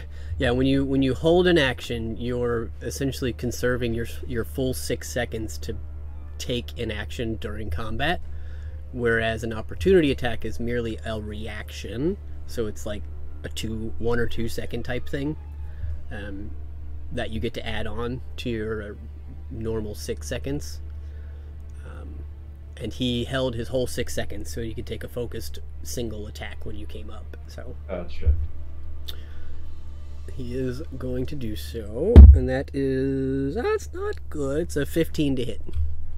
Misses. Okay, so yeah, he takes a swing, he misses, and then you are going to use your lightning breath to try and hit both of them. Yes. It's a dex saving throw 18. Okay, I got a 17 and a 12, so they both fail.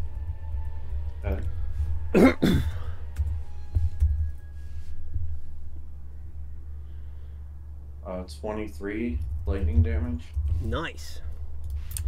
That is number 1 and number 2.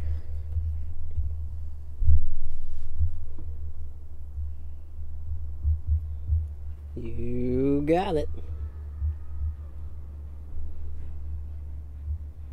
Awesome. So, now if I were to fly away, does that guy still have a reaction or no? Nope. Because he Okay. held his action that replaces his reaction too. Okay. And the one next to him doesn't have a reaction either. Correct. Okay. So,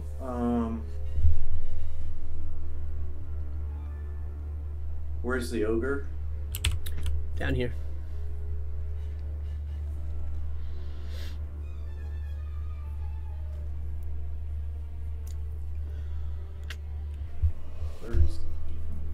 How much movement have I used? Because I have 120 movement right now.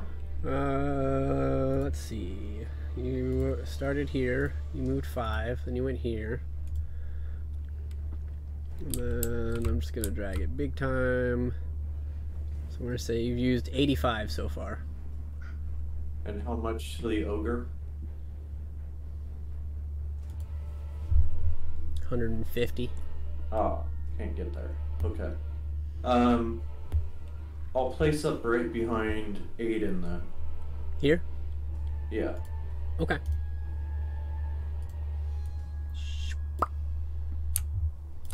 And that on my turn then. Okie dokie. That will bring us to Aiden. Okay. I'm assuming I would have noticed the orc up front pressing down on the pressure plate. Probably. Yeah, since you were focused that way, yeah, you would have seen her do that. Would I have noticed which direction the dart came from? You can make a perception check at disadvantage. Would that take an action? No. Okay. When I say disadvantage, because I don't think you have dark vision, right? No. Okay. And it is certainly dim down here. And it's just a little bit of flickering torchlight, so seeing something that small would be pretty tough.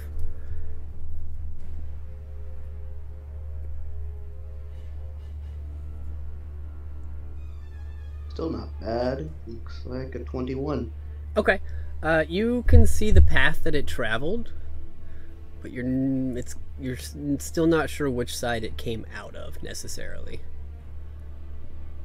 Mm-hmm. But you can make out some holes in the wall. It's just a matter. It's just, and Bink could have conveyed to you that one side is a hole that has a dart, and the other side is looks like a hole. It's just where the darts land. It isn't a pipe on both sides. You're just not sure which side has the pipe right now. Well, if that's the case, I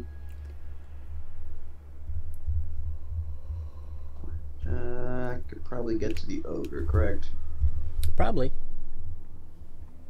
So he's about 30 feet from you.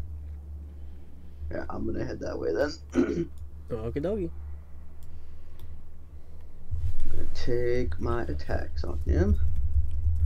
Cool. And is he considered huge?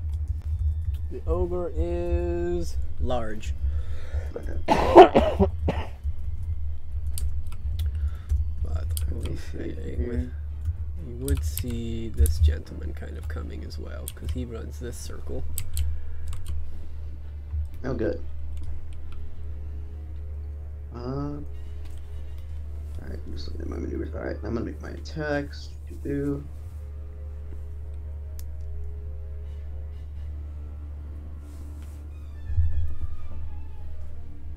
So the first one is a 31 to hit. Yep.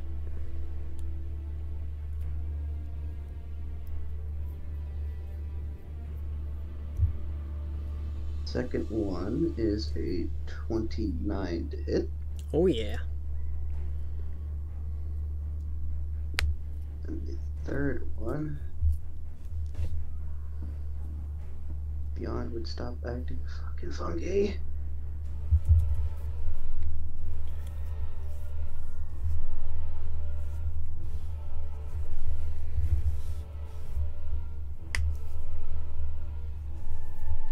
Is a 28 to hit. Yep. Okay, and on the last one, need the ogre to make a wisdom saving throw. Alright.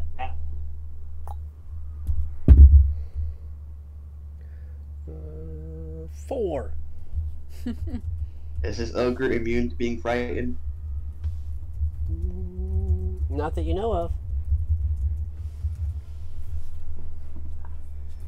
Alright, if he's not immune to being frightened, then he is frightened. Okie dokie. As you, and you can roll your damage, but as you take these slashes on him and you pour some ferocity into the final hit, you see him wet himself a little bit, and it definitely gets on you. Oh.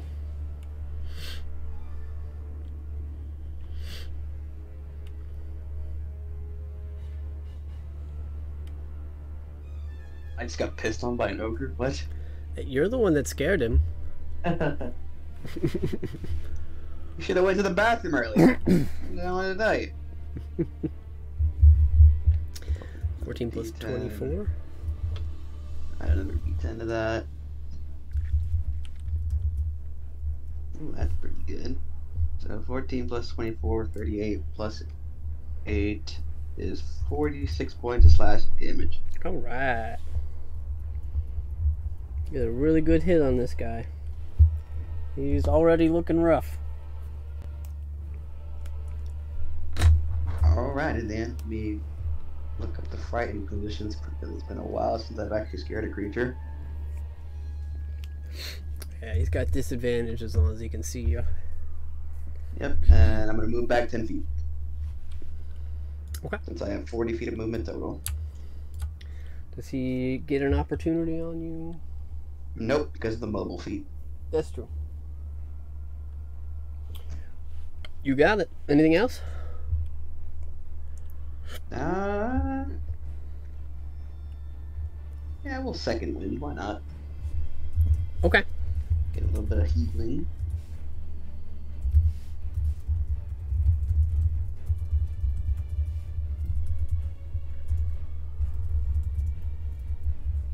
So 5 plus 15, so 20 HP.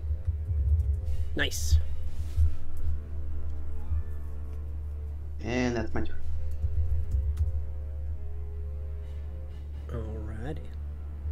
So that will bring us to the orcs. So you see these two now, having been involved and taken some damage, are going to also hop over.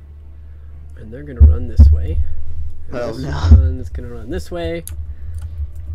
And this one is going to war cry, giving advantage to this one. Or battle cry. And then this one is going to make a bonus action attack against Bink with his Great Axe. That is pretty good. A 24 to hit.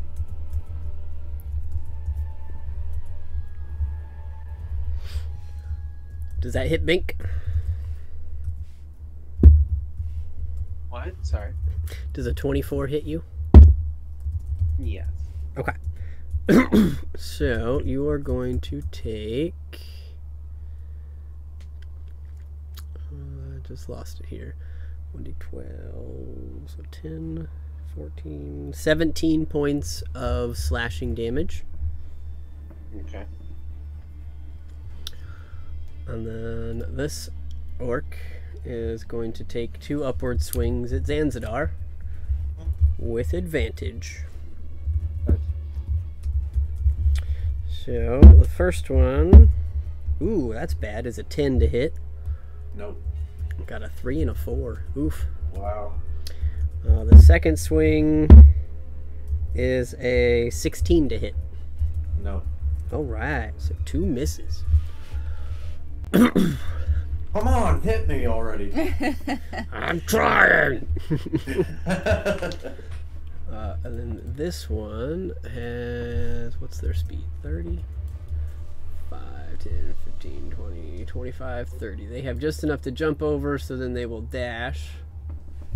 And they're going to head this way. Hello there. Ah! And you guys hear some shouts from down the hallway. The orc that ran off. You can't quite necessarily make out that far. Those of you still in the area, I believe you have dark vision of like 60 feet or 120 at most. You just see that he runs off, but you hear in the distance shouts of intruders! Defensive positions! That's it. Just kind of that, kind of like a rallying cry as he runs off into the areas ahead. And that is all for them, so that'll bring us to Lalia. Alrighty. Lalia's gonna run up to the one in front of Bink and say, "Stop picking on my gnome!" And she will raise Zydan and go to strike at him, like in between where Bink and he stand, almost as though she's trying to shove him away as much as she is trying to hurt him with the maul. Okay. That is a 25 to hit. Absolutely. Is this creature fiendish? Sure is. Alrighty. So that is 15 bludgeoning damage plus...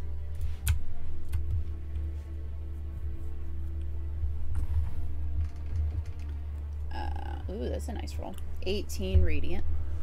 Alrighty. So 33. Yes. Nice. And then I will attempt to bonus action Shield Master Shove. I want to push him away from Bink. Okay. A strength check from him, right? Mm-hmm. He has a +6. He got a 9. Hey, well, I got a dirty 20, so he gets pushed back 5 feet. All right. Boom. And she's gonna step in between him and Bink. Okay. Kind And- of stumbles backwards. And then swing again. All right. Oof, that's not as good. 19. That'll hit. Okie dokie. So that is 12 bludgeoning plus. She'll save her smites.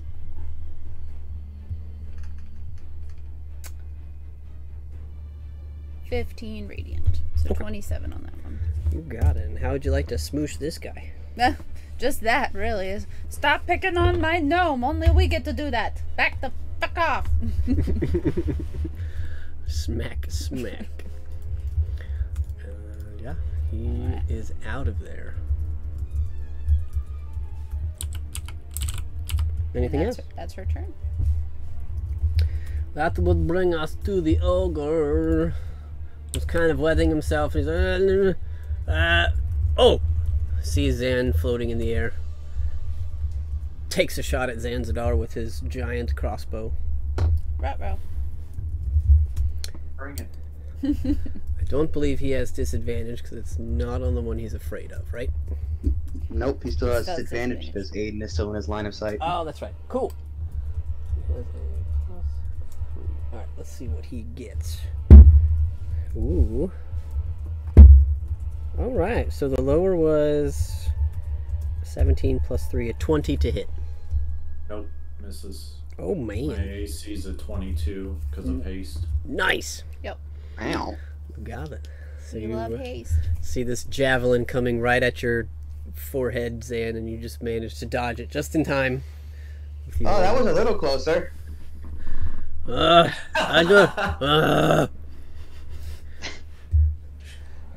I need new tree trunk.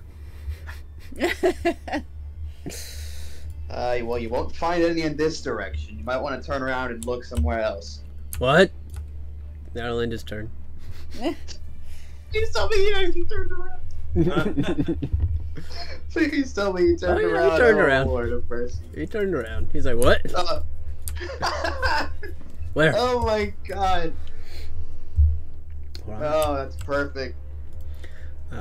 Puts us back up at the top with Bink. Alrighty. Who is behind? Wait, who's to the right of me? There's an orc. Who's that? There's Yeah, there's Zanzadar. that, yeah. Going over to the orc. I'm gonna attack that orc from behind with Tears Rapier. All right.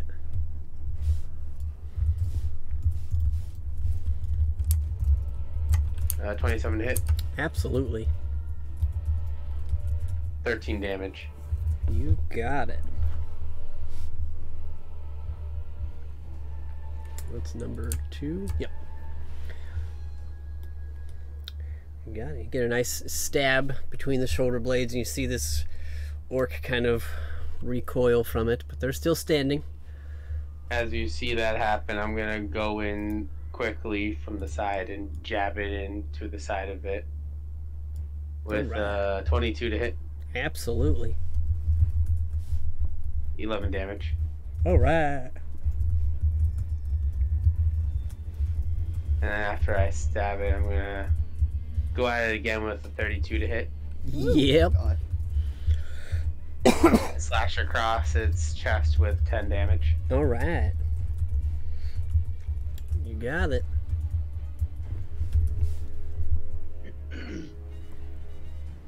And then my turn. All right. So you go rushing in, get a few good swings on it. That would bring us to the mages, but all the ones in this area are no longer with us. So Zanzadar.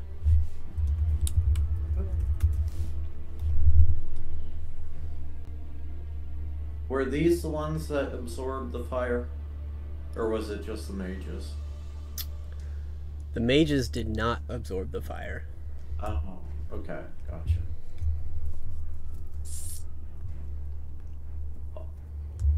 Are these two wearing any armor? They look like they have some hide armor. Okay.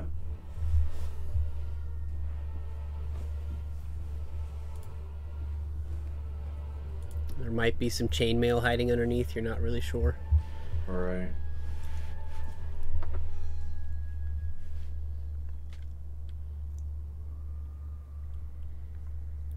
I'm just gonna make some attacks with the staff. Okay. Which one? The one nearest to Bink first. Okay. First strike is a 26. That'll hit. I'm going to dump a charge into it. So I'll roll my bludgeoning damage first, which is 9 bludgeoning damage. Okay. Plus 6 force damage. Okay. Second strike. Go 21 to hit. Absolutely.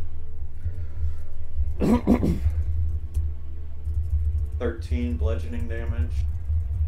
Okay. How would you like to kill this one? Oh. Huh. I'm gonna just. I'm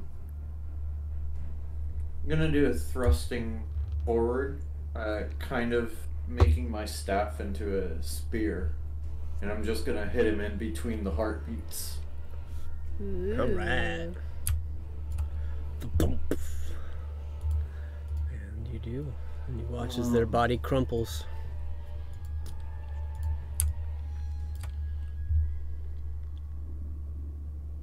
I'm going to fly past the second one towards the ogre. Okay. They will get an opportunity attack on you.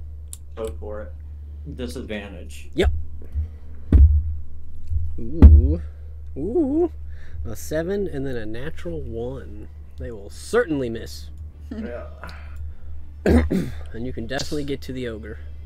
Since this ogre is turned around, not facing me, I'm actually going to be like a fly, and I'm going to buzz around his head and then back towards the group.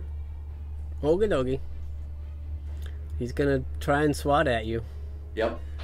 burning his reaction at disadvantage. Wow. A 7 and a 2. Yes. Nope.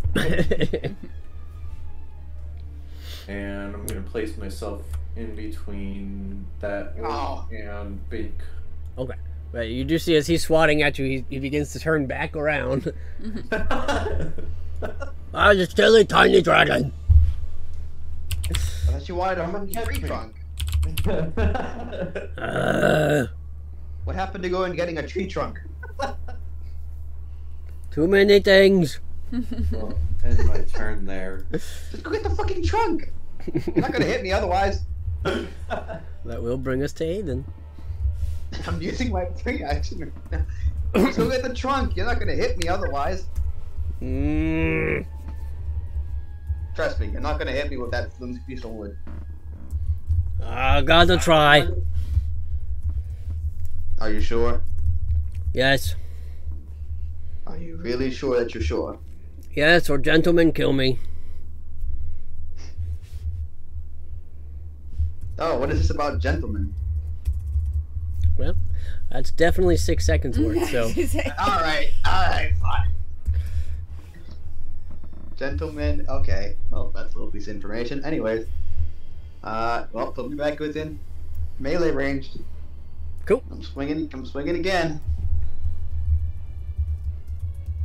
Alrighty then, let's do this.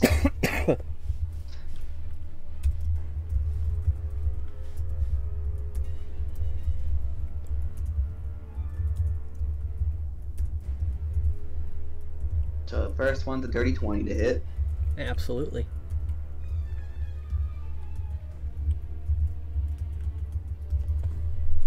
such intensity as a dice roll. That's a 24 to hit. Yep.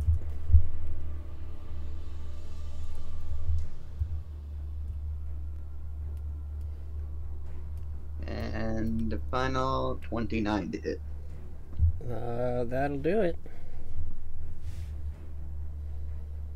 You roll another 3d8.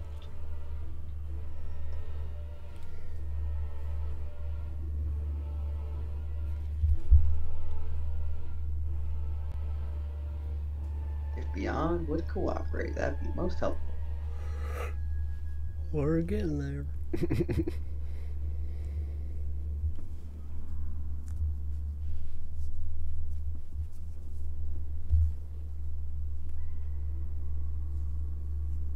Lord have mercy, Beyond, come on.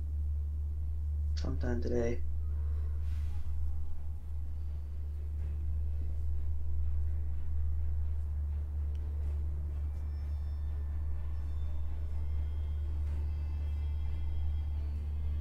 Okay, finally. So 18 plus 24 is 42 slashing damage. How would you like to do this? I'm just gonna take a nice hard chunk at this guy's Achilles tendon and just let gravity do the work. You got it. Let him fall like a sack of potatoes. Blah. He does so. See him expire before you. Anything else?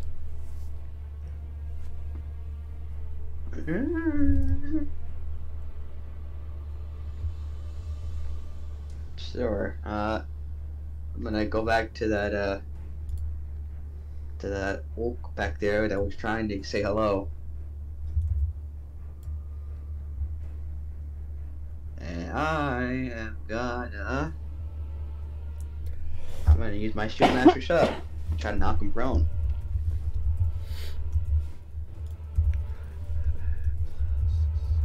Okay. If you allow that. Probably not prone, because I don't think that's included in the thing. But you can certainly try and push it back. Alright then. So contested athletics. You got it.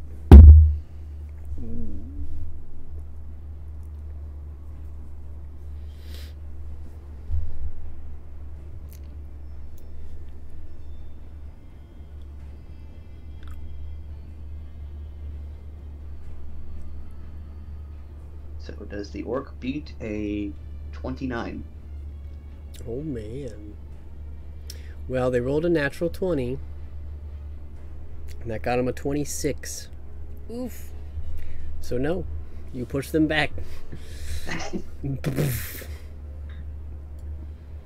As they're like in the process of running, taking a swing at Zanzidar, and they turn back around to see you suddenly in their face and smack right into your shield and fall backwards. To you too. And I think I have 15 feet of movement left. Yep. So I'm gonna move back 15 feet. Actually, to the edge of that corner, so 10 feet. Here? Yeah. You got it.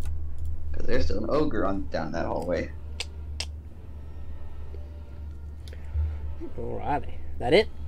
Yep. Brings us to the orc. This one's pretty upset with you. So it's gonna run towards Aiden.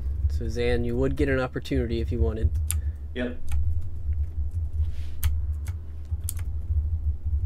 25 to hit. Absolutely. 9 bludgeoning damage. Get back here. Slack. Just the back of his head. Yeah. Yeah. It is going to run forward and take 2 swings. So the first attack with its great axe is an 18 plus 6, 24 to hit. Mm-hmm. Alright, so that's going to be 12, 19 points of slashing.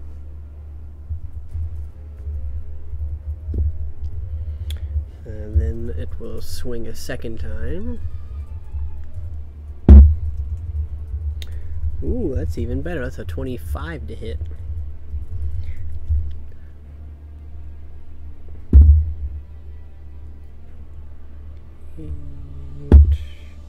That one would be 12 points of slashing.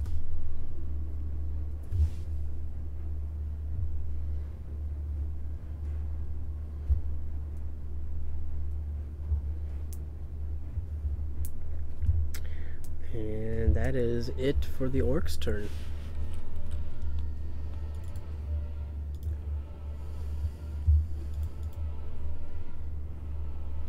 Which would bring us back to Lalia. Do I see anyone coming down the hallway yet? I'll give you a free perception check. Oof. 11. Okay. Doesn't look like it. Okay. Nothing's come into your vision. Alright.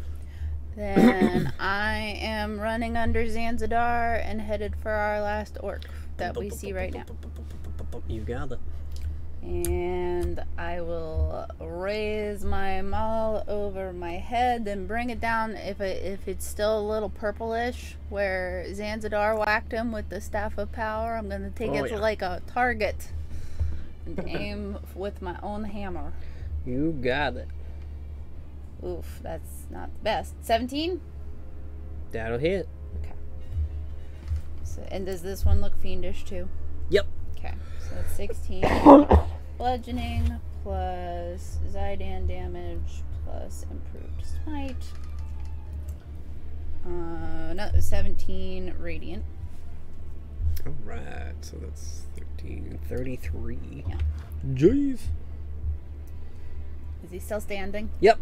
Alright, I'm gonna aim for the same spot again and say, I'm not stopping till I see brains. Alright.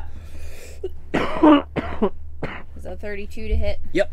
So that is 14 bludgeoning and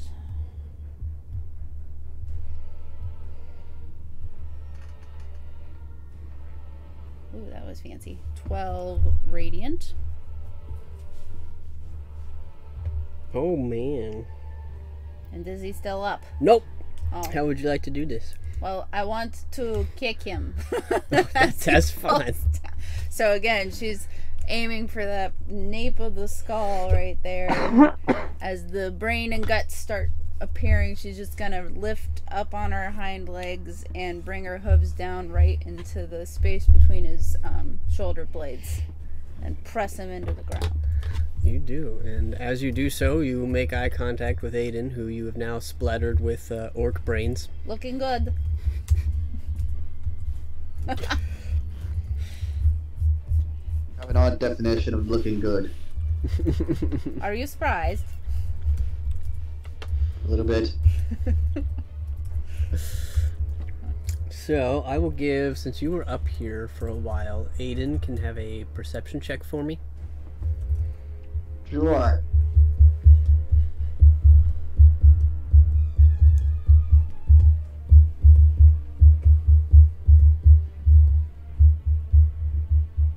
Well, you said I can have a perception check beyond, like, I don't know.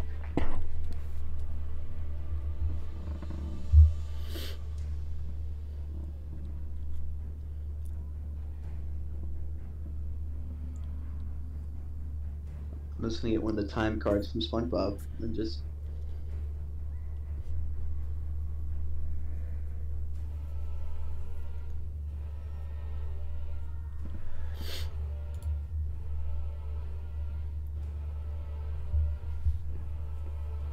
Alright, finally. Oh, that's such an awkward roll, but it's crooked! We love it! We love crooked! All that for a crooked roll. Okay. So as you have done some combat up here, and you have heard the shouts way down the hallway as you made your way over, and you had seen the second ogre. During your bouts, your quick back and forths, And just kind of checking in after downing the first ogre. You see the second had kind of looked down the hallway, but you see him turn and start heading away, and you just hear him muttering, "Defense time, defense time." And then you would have caught just at the end, I'll give it to you with an 11, you hear the sounds of knocking, like on a large door. Dum, dum, dum, dum. And that's where we'll leave you for the week. Oh. Cool. Defense time, defense time. Gotta defend against the dings. Defense time. Yeah, that's where we'll pick up next week. We'll see what that means. See what lies ahead around some of these corners that you have not yet explored.